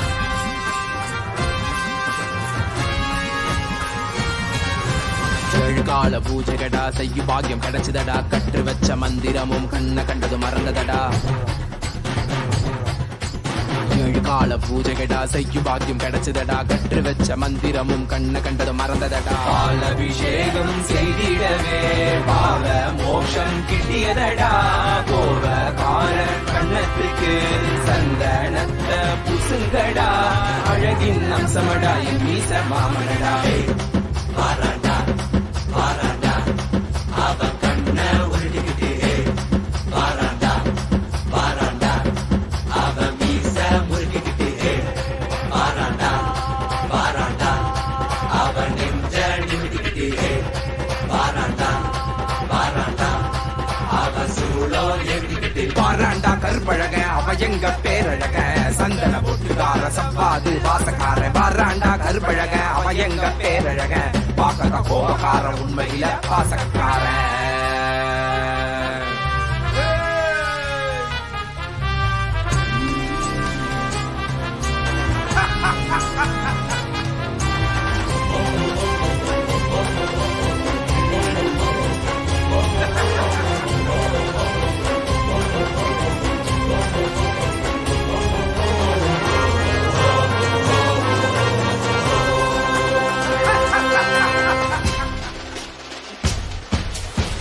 அவசரத்தில் அலங்கரிச்சாலும் அவன் அழகுக்கு பஞ்சமில்லையே பூமால பார்த்து புட்டாக்கா அவன் ஆனந்தத்திற்கெல்லையே இல்ல ஏற்றிய தூபத்தை விட உண்மைனி மணக்குதையா காட்டிய தீபத்தில் திவ்ய தரிசனம் கிட்டியதையா குசித்த நைவேத்தியத்தால் அமிர்தம் ஒன்று கிடைத்ததையா கண்ட கற்பூர காட்சியிலே கண்கள் கசிந்து வடிந்ததையா சந்தன மேனியனுக்கு சந்தனத்துல பட்டையிடு கண்ணில மைய தீட்டி மீசையத்தான் முறுக்கிவிடு சந்தன மேனியனுக்கு சந்தனத்துல பட்டையிடு கண்ணில மைய தீட்டி மீசையத்தான் முறுக்கிவிடு முறைச்சி பார்த்தாக்கா கண்ணத்தை கிள்ளி விடுடா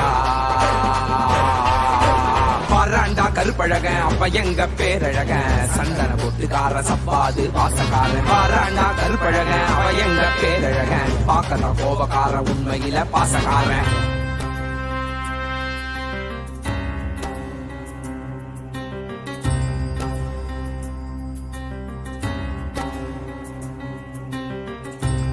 தேவியின் கருணையுடன் சிவனின் விஸ்வரூபம் தர்மம் வழி நடப்போரின் கர்மம் நீக்கி காத்திடுவான் மாயையை விலக்கியே பூர்ணத்துவம் கொடுத்திடுவான் காலத்தை வென்ற கால காலனிவன் சகல கால பூஜையுடன் இந்நாளும் முடிந்ததடா வேறென்ன வேண்டும் இனி உன்னை கட்டி அணைப்பேனடா திருமேனி தீண்டவே அனுதினம் எழுவேனடா திருமேனி தீண்டவே அனுதினம் எழுவேனடா சத்தியம் சாத்தியமானதடா நெஞ்சம் நித்யானந்தத்தில் நிறைந்ததடா நிறைந்ததடா நிறைந்ததடா நித்யானந்தம் நித்யானந்தம் நித்யானந்தம் நித்யானந்தம் நித்யானந்தம் நித்யானந்தம் நித்யானந்தம்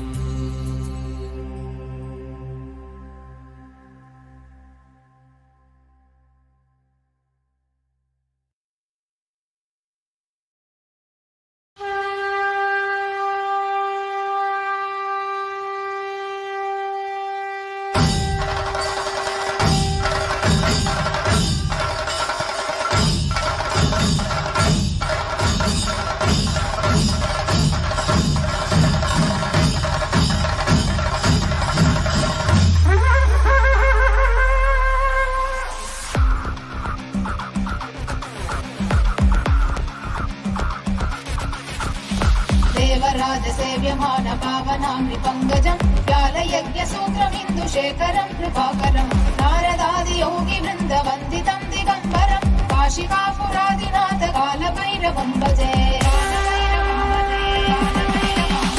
देवराज सेव्यमान पावनामृपङ्गजं व्यालयज्ञसूत्रमिन्दुशेखरं कृपाकरं नारदादियोगिवृन्दवन्दितं दिगम्बरं काशिकापुरादिनाथ कालभैरवं भजे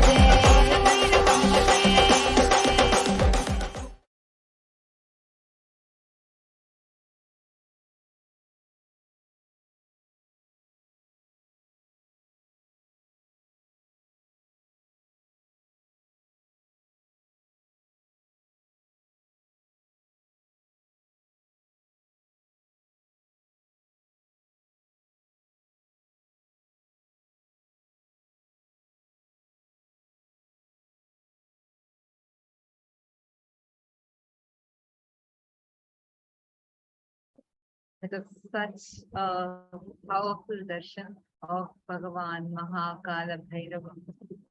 Just had this beautiful darshan. Now we are going